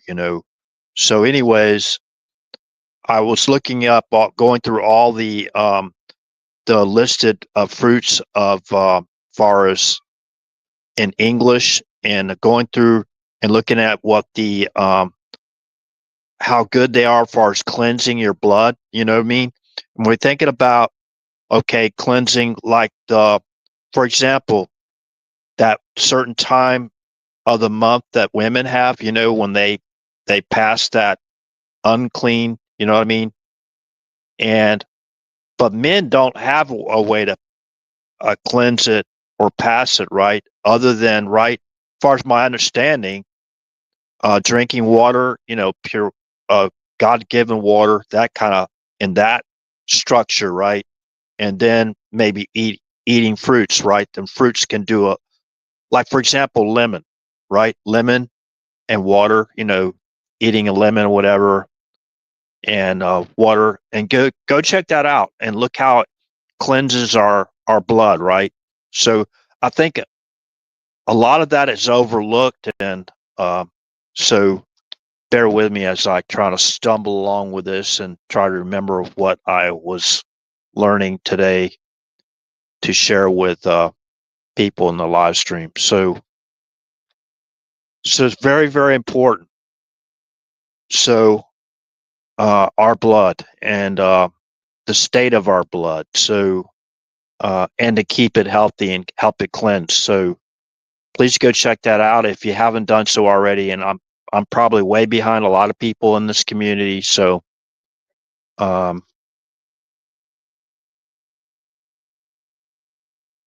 stand by.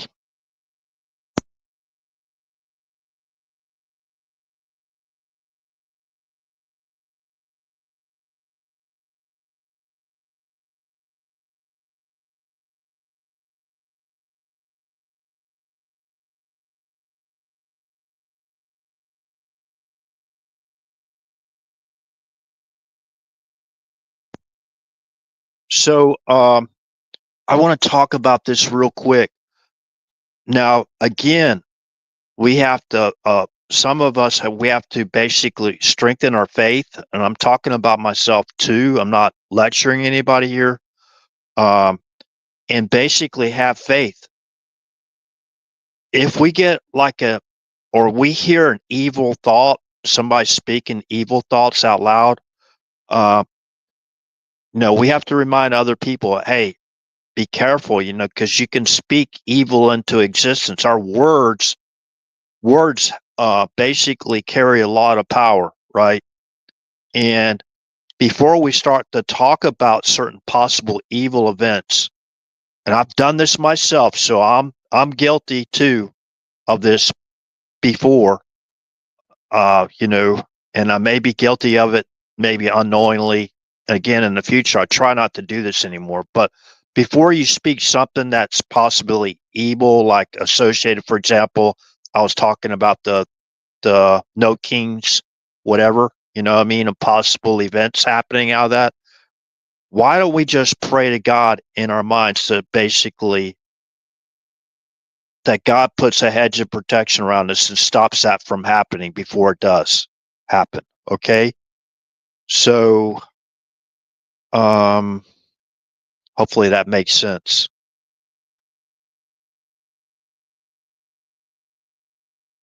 So when I think about something, somebody possibly doing something evil, I will now I will pray to myself to keep it from happening, right? Before I speak it possibly into existence. So I want to I'm going to find another source reference real quick that's associated with what I'm trying to say. And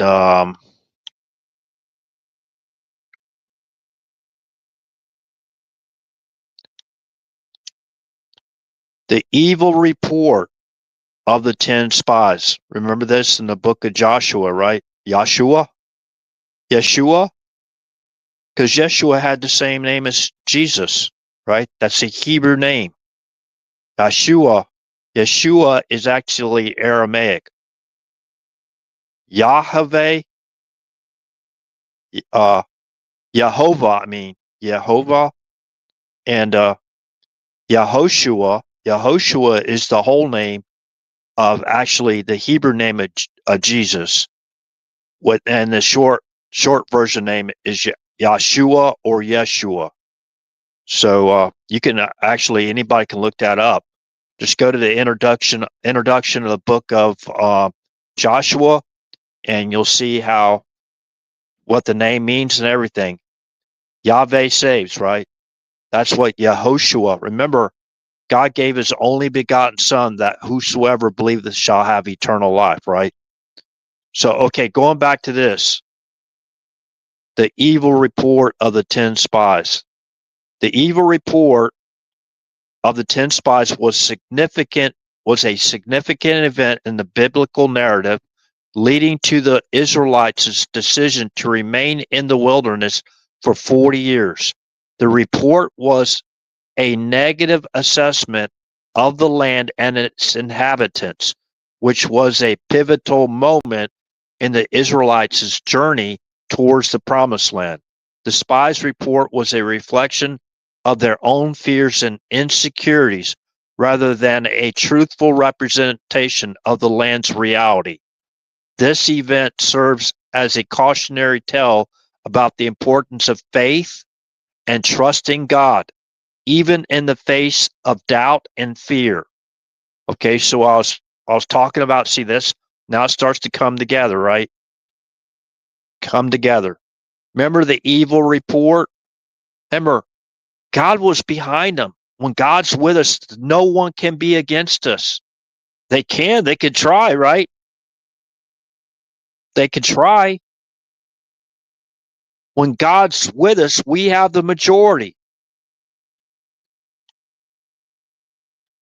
When God is with us, we have the majority. We are the majority. Remember the rebellious angels that basically were kicked out of heaven, and the serpent or Satan, whatever? That was only 1/3 of all the angels in heaven working with God. Think about our host, the God's host that's behind us. I don't care if it's an alien threat or whatever, any type of man-made threat. If God is with us, who can be against us? So, and I do believe we have to pray for God to provide divine intervention to keep us all safe. And I do believe that our prayers was answered for far as President Trump goes at Butler. I believe that 100%. 100%. I believe that. Okay, so um, yeah, people saying, "Oh, yeah, that was a marksman. They just, shot at his ear, and that was a perfect shot." But come on, you look at President Trump's when he jerked his head. That was like almost unnatural. He jerked his head, and that bullet just whizzed by it and nicked his ear, or whatever. And if it wasn't for him jerking his head to look at that, the immigration, how they basically the low dips of the illegal immigration, that chart he was showing, and he jerked his head like that. Come on now, anybody? I mean, that just strengthens my faith too. That strengthens my faith too, and hopefully it strengthened. I'm pretty sure it strengthened President Trump's faith as well. Now, and I know I get angered. I know a lot of us get angry because, we've already put all this stuff together. We put the facts together. Our community pretty much has the evidence to basically prosecute these people already with evidence we've already uncovered, and with what they have, like the FBI, these um, um, Department of Homeland Security, law enforcement, you know, wherever they may be, all their evidence that they've already put together. If you put it all together, I think we have a really, really strong impenetrable case against all these evil ones, right? So going back to the evil report, remember they made these men out to look like they were uh God couldn't handle them, you know. They said something to the fact that we look like grasshoppers compared to them. I have a true life story about that. Maybe one one live stream I'll talk about it, but I won't go into it. A literal giant, and it's probably, and I believe the guy was a good guy though. Don't Isn't it kind of, I don't know how many people have basically encountered really tall individuals, but have you noticed these really tall individuals? How they have kind of like a gentle like spirit? Has anybody kind of like noticed that?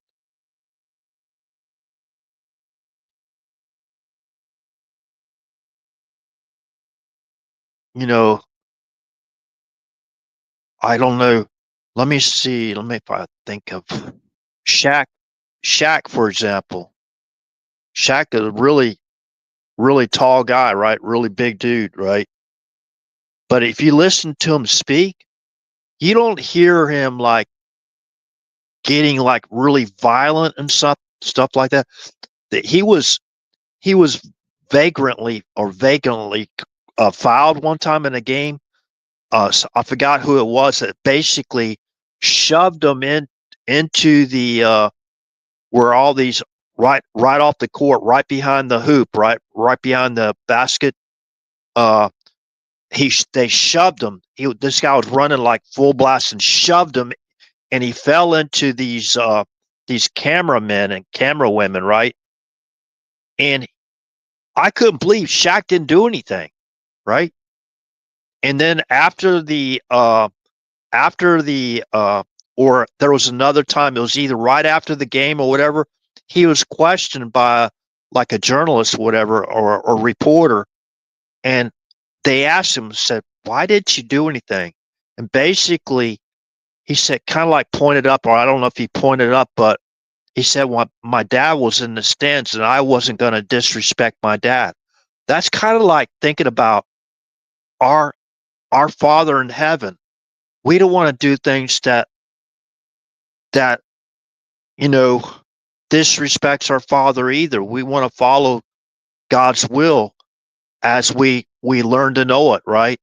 As we learn to understand it, we want to follow God's will. What God, our greatest our purpose that God has for us in our lives, right? We want to follow that the best we can. As I'm not trying to be a cop out here, but we're humans. There has to be some really divine intervention when it comes to you know helping our age sometimes, it seems. But anyways, I won't talk about that anymore. uh so yes, and we are still in the seventh day night, I guess you call it, seventh day night.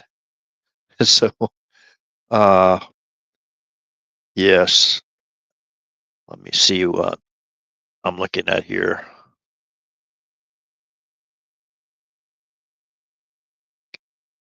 Well, I always at the beginning of the live stream I get a lot of comments, and then it kind of just I don't know if I put people to sleep or not or whatever. So, but anyways, there's some people I haven't seen in a while, like Nurse Julie, for example. I haven't seen her in a while. People that used to come in, Steve, I haven't seen him in a while. There was a Navy guy, I forgot his name. My gosh, there's a Navy guy used to come in here all the time, listen to the channel. Even a lot of people, they can't stay that long, and I have really long live streams. I understand that people can't be on here for hours. I don't blame you, you know. especially those with big families and everything. Let's see here.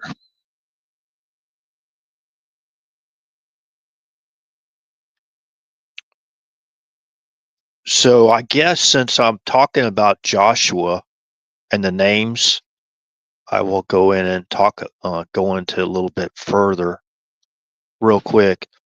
Remember, Hebrews chapter 4, verse 8. If you want to see the translation from Jesus to English, go to Hebrews chapter 4, verse 8 in the KJV with the Bible with translations, and it translates to Joshua. Okay, Joshua, of course, the son of Nun, and Joshua in the English, the Son of God, is who I'm referring to, right? With the same Hebrew names. So a rabbi basically taught that, okay, Joshua or Yahshua, the son of Nun, helped save Israel, right? And Joshua or Yeshua, the son of God, helped save the world, right? Helped save the world.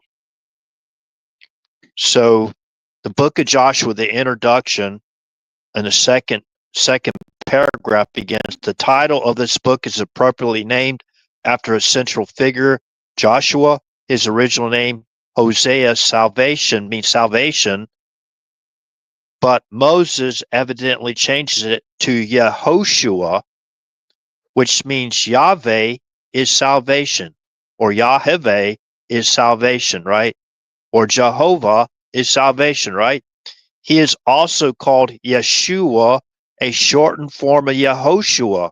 This is the Hebrew equivalent of the Greek name Jesus or Jesus. Okay? The equivalent name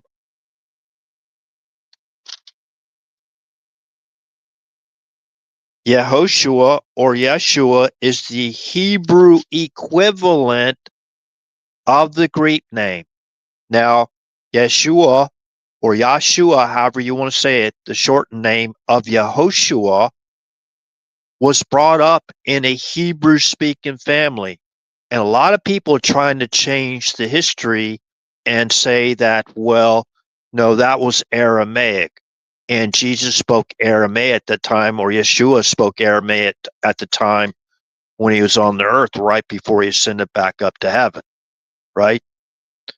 So you can have that argument if you want to, but I like to also point out that Yeshua grew up as a child not only in a Hebrew speaking family,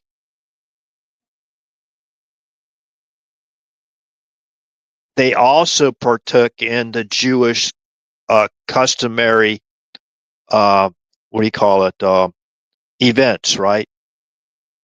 So they partook in the customary Jewish events, festivals, right? Like the Passover and all those festivals they had, right?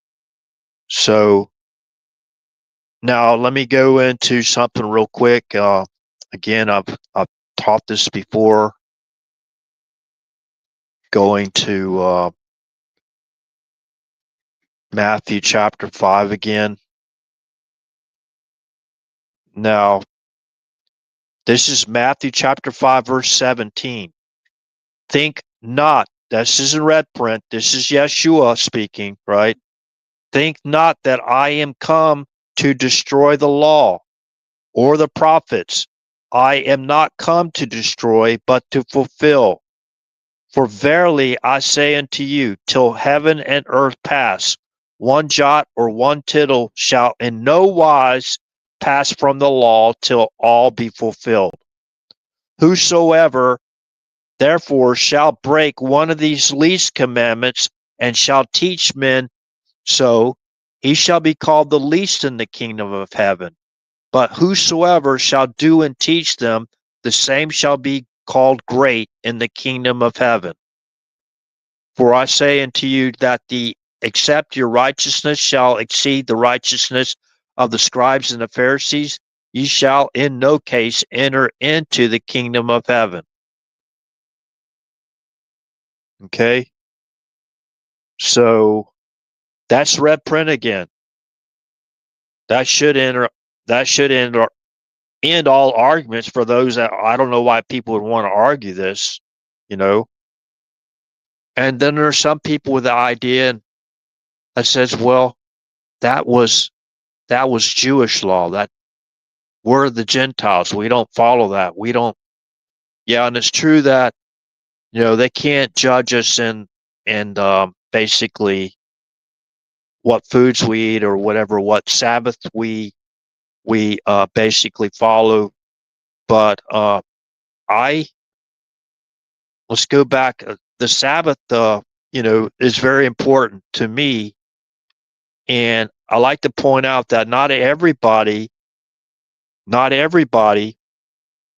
in a civil society can take off on the seventh day rest, right? But I just like to point this out.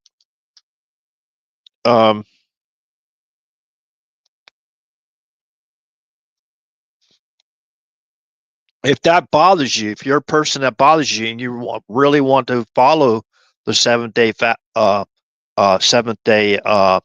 Sabbath, then pray on it. If you have to work on the seventh day, pray that maybe they can realign your schedule, where you can be off on the seventh day, right? And remember, Sunday, I call it the first day, right? Is the day that we can go out there and start working again. The first day of the week, right? The seventh day, let's just read exactly what God said. This is Genesis chapter 2, verse 1. Thus the heavens and the earth were finished, and all the host of them. And on the seventh day, God ended his work which he had made, and he rested on the seventh day from all his work which he had made. And God blessed the seventh day.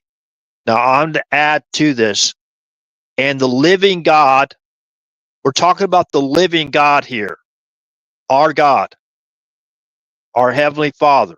And God blessed the seventh day and sanctified it, because that in it he had rested from all his work which God created and made.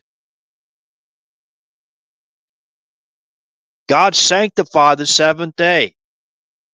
And another thing that that day rest, those people out there that are basically, they have taskmasters, they work 7 days a week, they don't have a single day to spend with their families, right? They don't have a single day to go out there and worship and gather and have fellowship, because they're working every day of the week.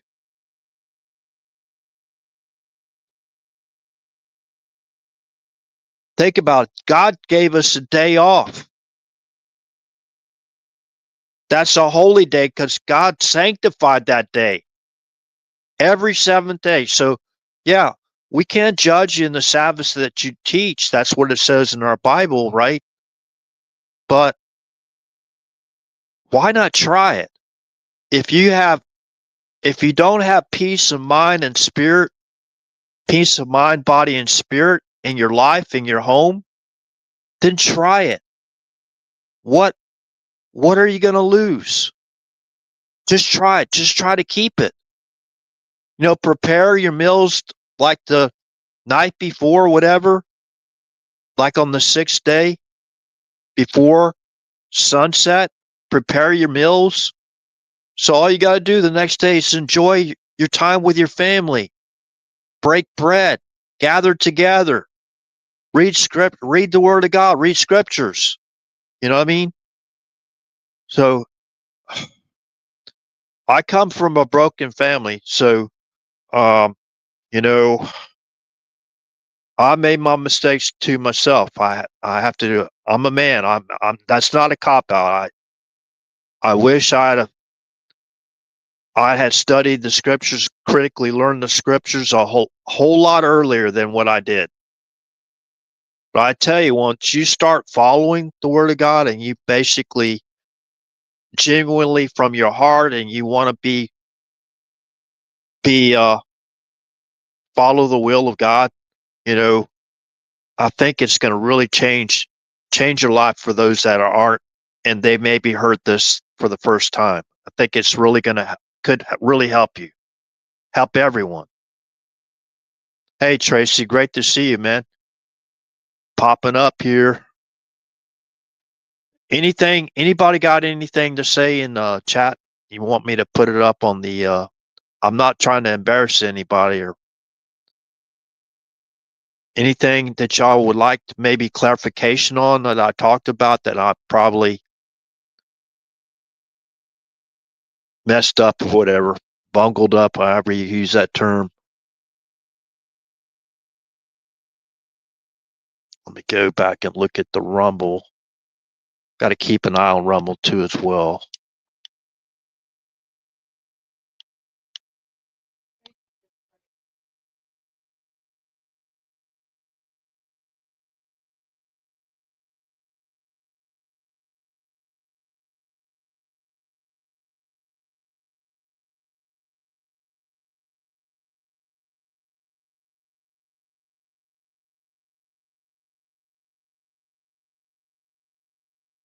Oh yeah, and thank you for the prayers for Mrs. RH, and so she can get back on her feet. She's moving a little bit where she can walk just very short, a few steps without the walker. So please, y'all pray for Mrs. RH that she can get back up to full speed here. So remember on September 1st, in case those that don't know that came in later, she had a stroke on September 1st, Labor Day night, or it was in the daytime when she had the stroke. But anyways, I won't go into it any further. She has lost basically the feeling of her left side, her left leg, so she can't walk on her own without a walker. And she's younger than me, right? And I hate to see that happen to anyone. But her blood pressure got up really high. She was not taking the right medication, right? And now she's taking the right medication for her blood pressure. It's got down to normal level. What was that today or yesterday? 120 over 80. That afternoon, she had the stroke. Her blood pressure was like over 220 something to I think a 113, right? And it's a miracle, really, that she had a light stroke. You know what I mean? I do believe because the anxiety involved in all that, when you lose feeling of your whole side or whatever, your left side, that if we called 911, that it might have caused the blood pressure to go up a little bit higher. And I tell you that it could have been very horrible on the way, away to the emergency room, in my opinion. Because when I helped her get off, the floor and got her into the bed, and I immediately ran over to her mom's house across the street, and I got her to come over, and she brought her blood pressure machine with her, and she basically got her blood pressure. And once they immediately found out how high it was, that it was like a shock. Her mother immediately found her blood pressure pills, and she gave them to her and calmed her down. And her her blood pressure went below. It took a little while, but it went below 200. So that's thank God.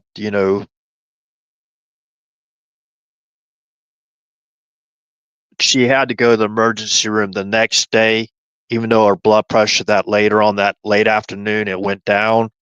Uh, Her mother she came back again, and she wasn't walking.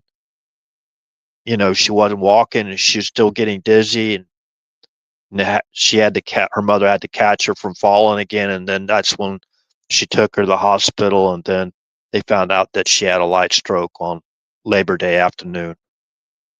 So this is already what, October 18th, right? October 18th. That's been since September 1st, so uh month and 17 days, something like that. Yeah. I miss that home cooking too. I really do. But I don't mind a TV dinner every now and then. So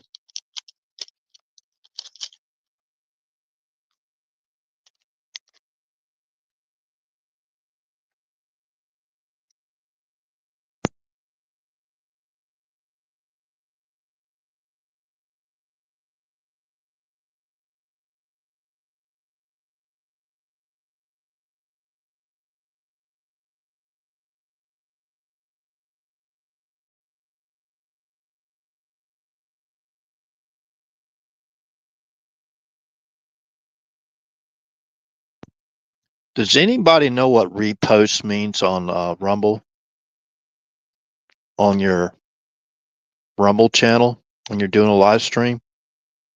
Reposting it to where? On Rumble? So you can repost the live stream. I can spam reposting it. Oh, I was going to find something real quick.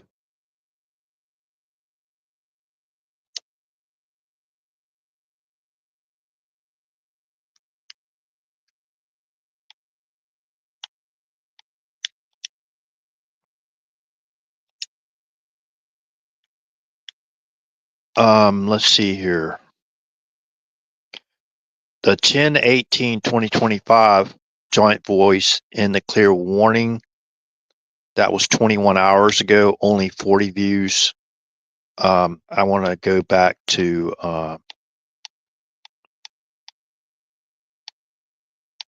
where's that one?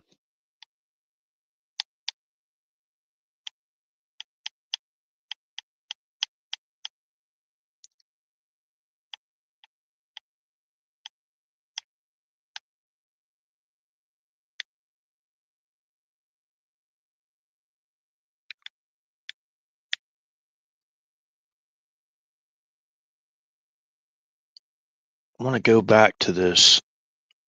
Yeah, the September 30th, 2025 live stream. If you go check that out, Declaration of Authority and Summons Assembly.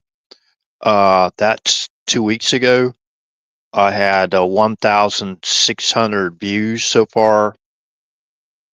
Thank you everyone that basically viewed that live stream. Now I went through and I made some corrections on that live stream, and I will do that again. Okay, I'll do that again. The corrections for that live stream. Stand by.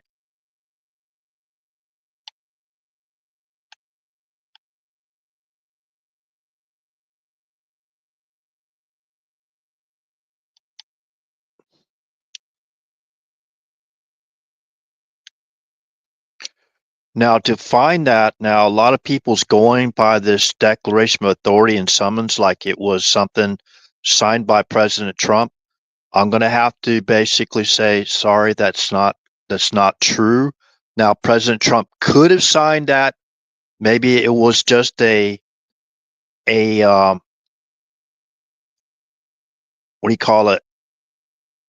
A consultant passing forward an idea to President Trump.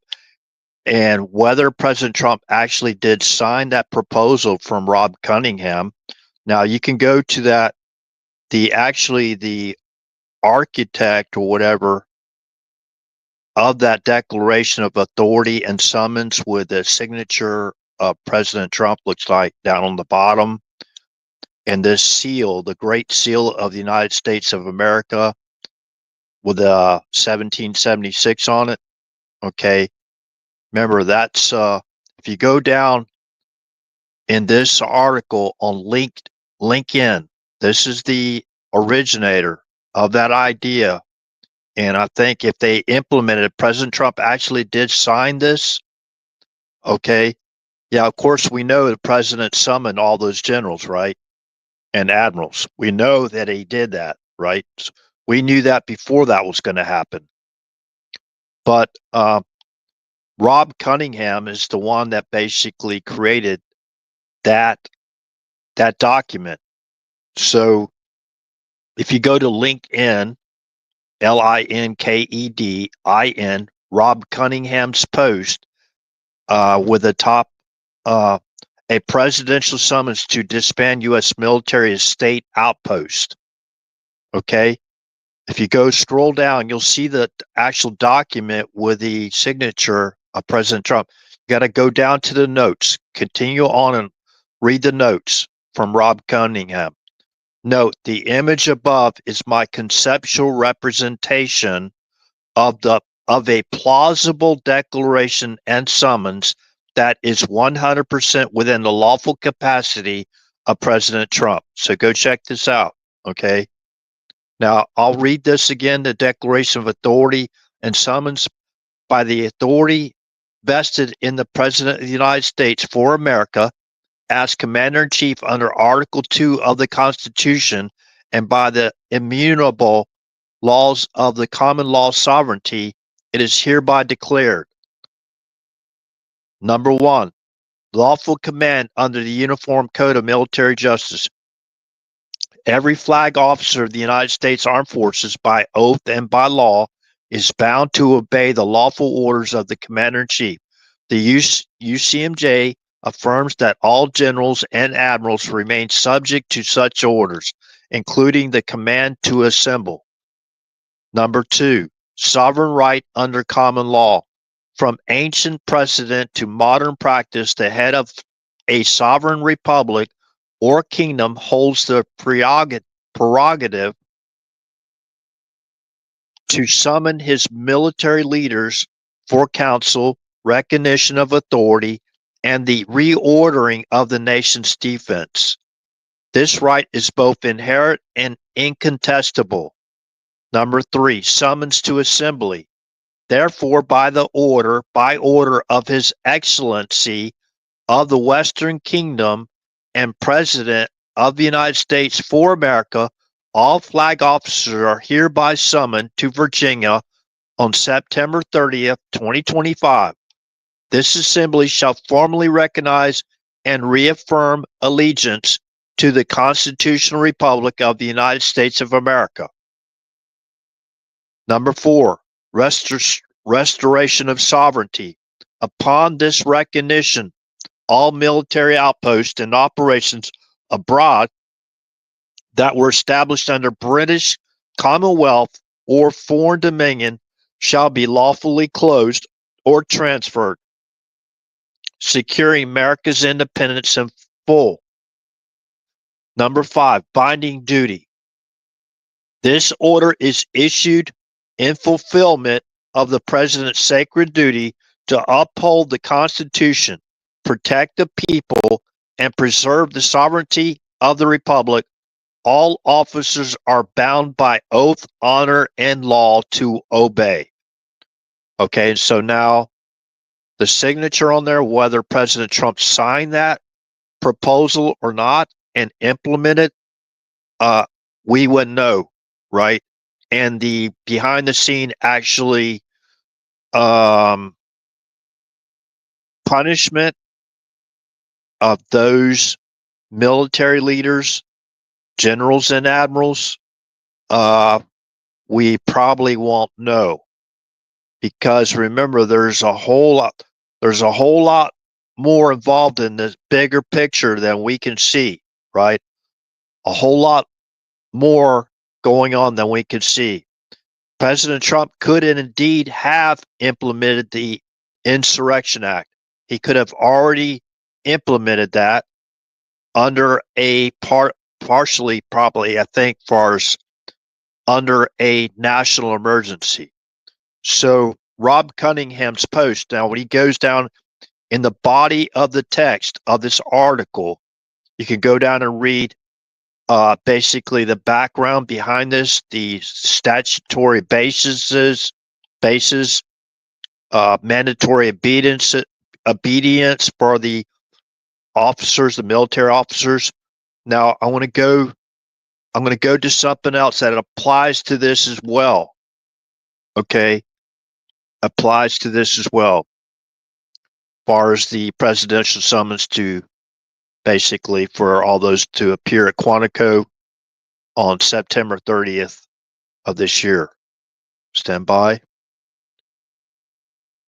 Okay, this is going to go, I'm going to take y'all to military accountability. Now, this was actually a petition, American petition by we the people. Okay, this is under militaryaccountability.net. Okay, that's where you can find it. The title, well, this is a petition, right? It's an open letter to the American people from signatories of this Declaration of Military Accountability. In the course of human events, that's the paragraph 1 I'm reading in the petition. In the course of human events, it sometimes becomes necessary to admonish the lawless, encourage the faint-hearted, and strengthen the weak. We have reached just such a time in our history. The affairs of our nation are now steeped in avaricious corruption, and our once stalwart institutions, including the Department of Defense, are failing to fulfill the moral obligations upon which they were founded. Standing upon our natural and constitutional rights, we hereby apprise the American people that we have exhausted all eternal efforts to rectify certain criminal activity within the armed forces. Now, I'm gonna talk about this again really quick. Remember, through foreign adversarial type forces and with domestic wrongdoers in our country, they facilitated and directed an invasion into our country. They knowingly kept the invasion going, which included a foreign military and terrorist insurgency into our country for 4 years. The military was directly involved in complying with these treasonous acts because they were basically flying willfully part of the invasion into our country. They knowingly flew people involved in terrorist organizations, foreign military, and other individuals like people that were released from prisons, and they flew them into the United States of America onto American bases and provided them a safe haven. And then while they waited there at these military bases to be transported to the districts. Now, this is not conjecture. This is true history. It went from Acorn. Remember, even CNN, they put it in their archives, but they put out an article basically about Acorn and the thousands of fraudulent voter registrations that they created. And that's when Acorn is exposed, and we know who's directly involved in that as well. Berkeley. Okay. Then they went from, once that was exposed with all the fraudulent registrations, voter registrations, they went and founded the Organizing for Action. That's Barack Obama and Eric Holder. They put together, in my opinion, approximately a 30,000 ground troop army or military on the streets of America. Approximately 30,000 through the Organizing for Action, founded by Barack Obama and Eric Holder. Now, in my opinion, Antifa is part of their Organizing for Action conscripts, whatever. And so also foreign, along with Antifa, I believe it's Intifada. It's spelled INTIFADA.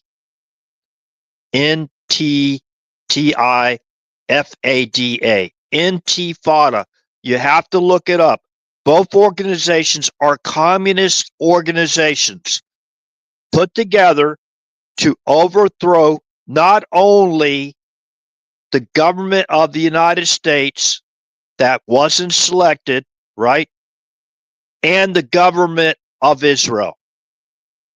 Now, Intifada was working against the government and the overthrow of the Israeli leadership, their government, to overthrow Israel. That was Intifada's charter, and they were both working together.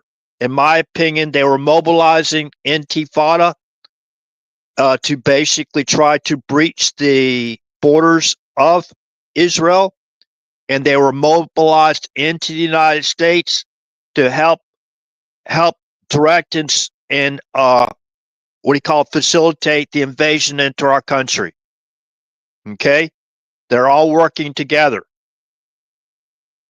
In my opinion, Intifada and Antifa, both communist organizations. You can basically look up the history of Intifada yourself and read the history on it. That's all I'll say about it. Okay. So for 4 years, they knew who was coming into our country. They didn't care.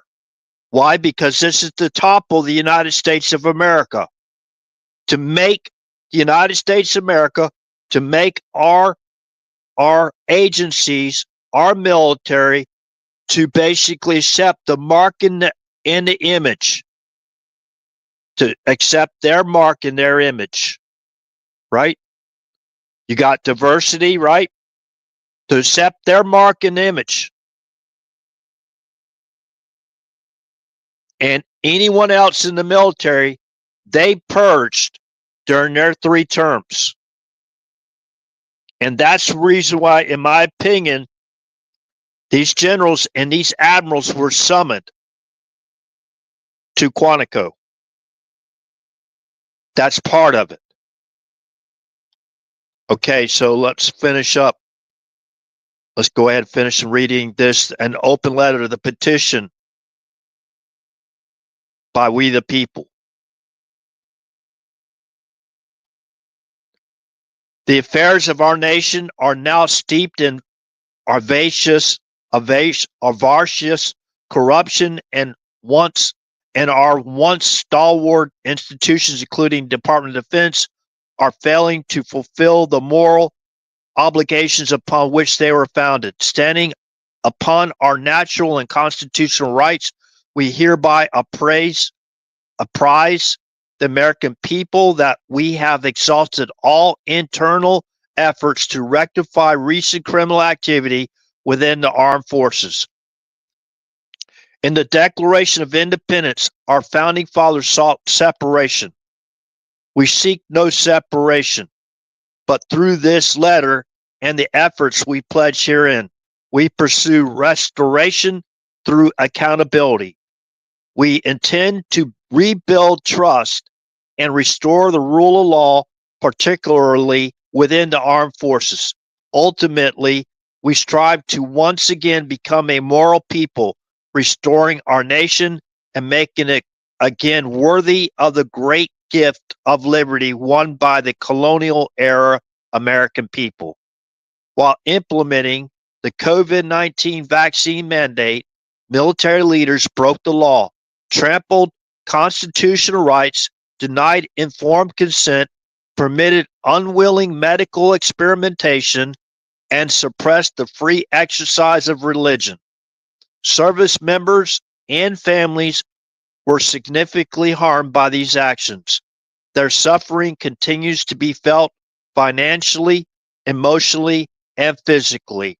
Some service members became part of our ever-growing veteran homeless population.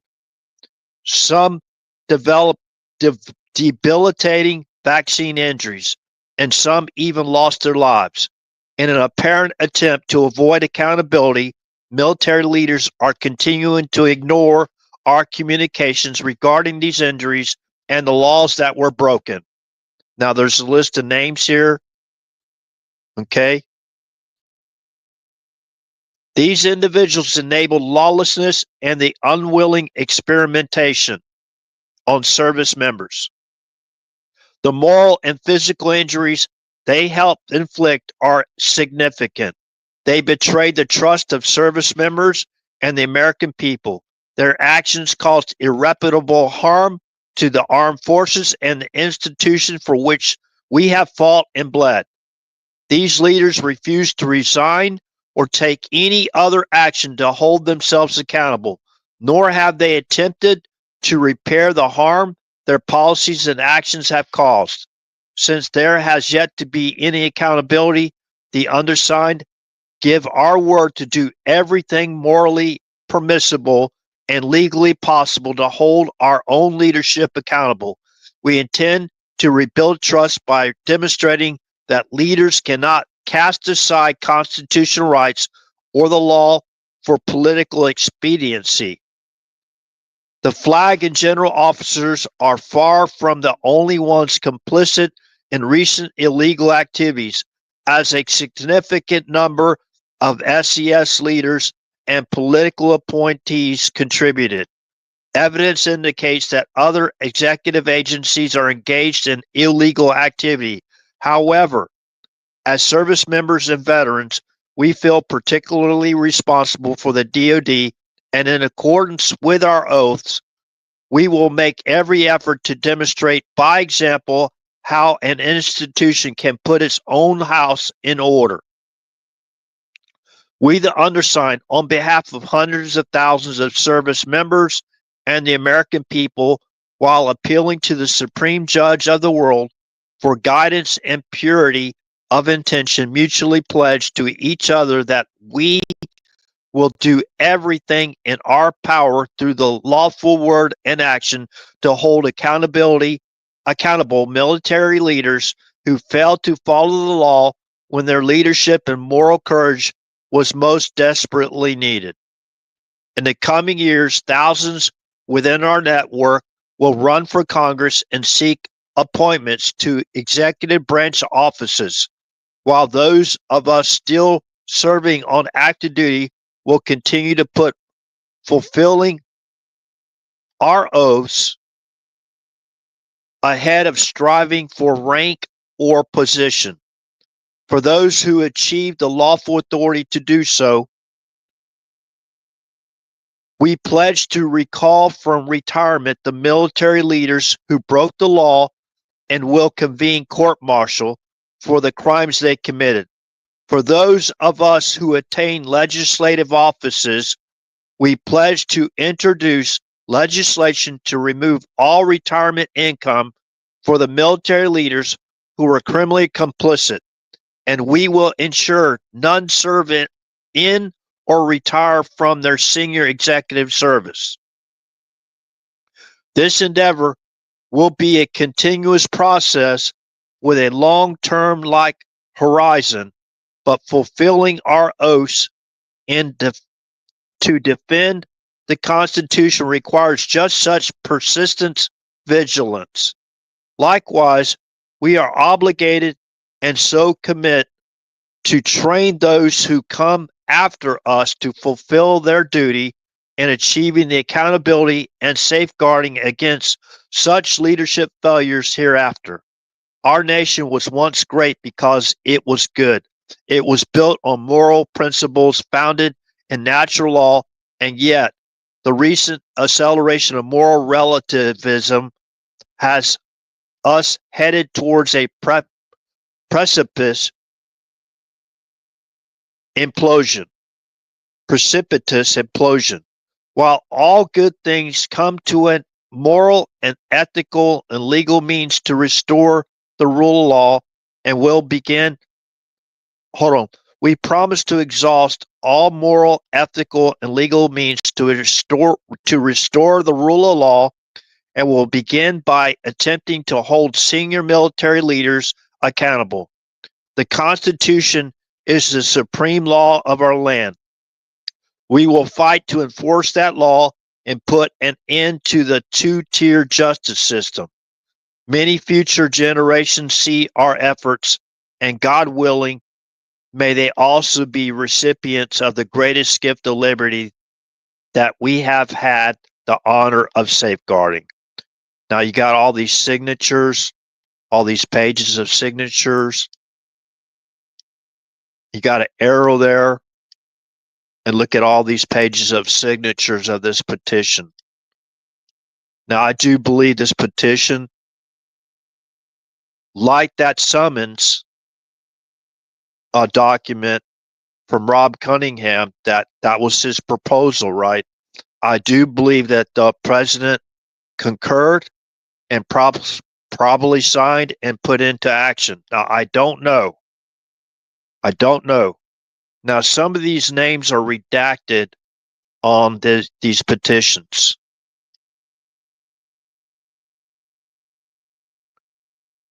Maybe because I don't know, there's certain in the UCMJ, there's certain things you can't do when you're in the military, right? So you can't speak on the behalf of, for example, the U.S. Army, the U.S. Navy, whatever, right? But you can sign this petition if you're a veteran, right? So I don't know the replications as far as the UCMJ goes for our actual active duty joining this petition. But I'm not, looks like page, I don't know what page it is now, but I'm still scrolling and there's like pages and pages of petitioners signed petitions here. So they probably have also affidavits backed up by this petition. And a lot of these petitioners probably have signed written affidavits.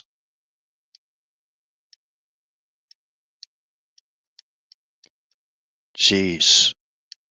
Man, I keep on scrolling. That's yeah, at the bottom of that petition, you'll see those petitioners, the signatures and their names of each of them. I can't zoom in and see them. So, not on this platform. Yeah, there's about 4 or 5 pages so far that I've gone to that they are redacted. The names are redacted.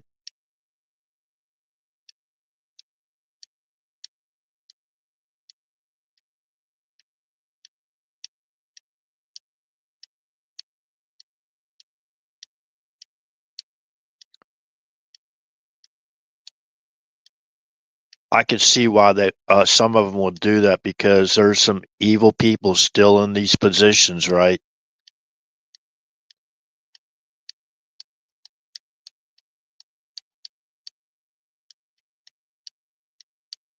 Wow. Page after page after page. Let's see. Each page has 4, 8, 12, 16, 20, 24, 28 signatures, looks like. One page after the other.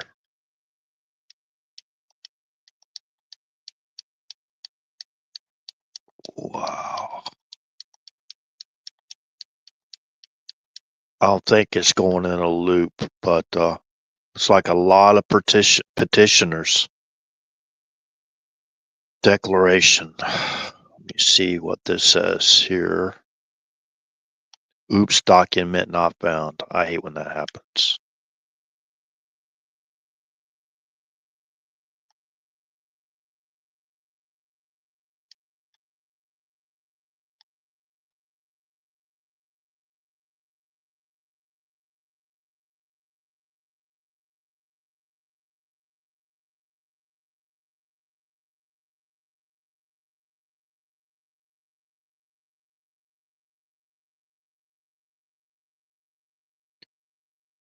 Okay, let's see. I don't see anything. Signatory interviews. Wow. Whistleblower report, DOD unlawful and illegal activity. J.M. Phelps, 5G war correspondent, Truth for Health Foundation, Truth for Health Foundation. These are signatories.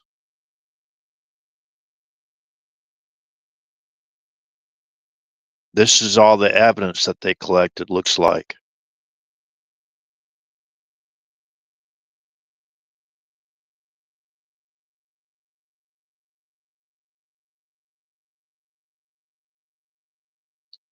Oh, you can actually sign the petition yourself. If you go to this article and click on signatures, sign the petition right there. So I want to click back on signatory interviews. I clicked on signatory interviews.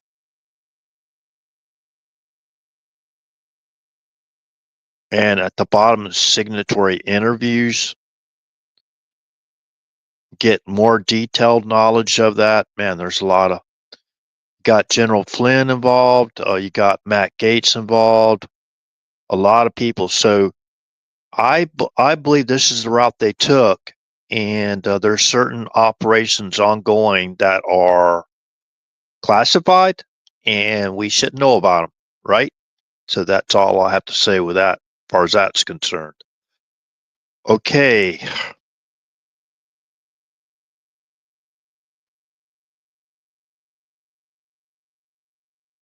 Okay, so with that said, remember what? Trust but verify. Remember, all we got to do is endure to the end and stay on the right team. Okay? With that said, good morning, good evening, good day, wherever you're from. This concludes the live stream, and God bless. Thank you.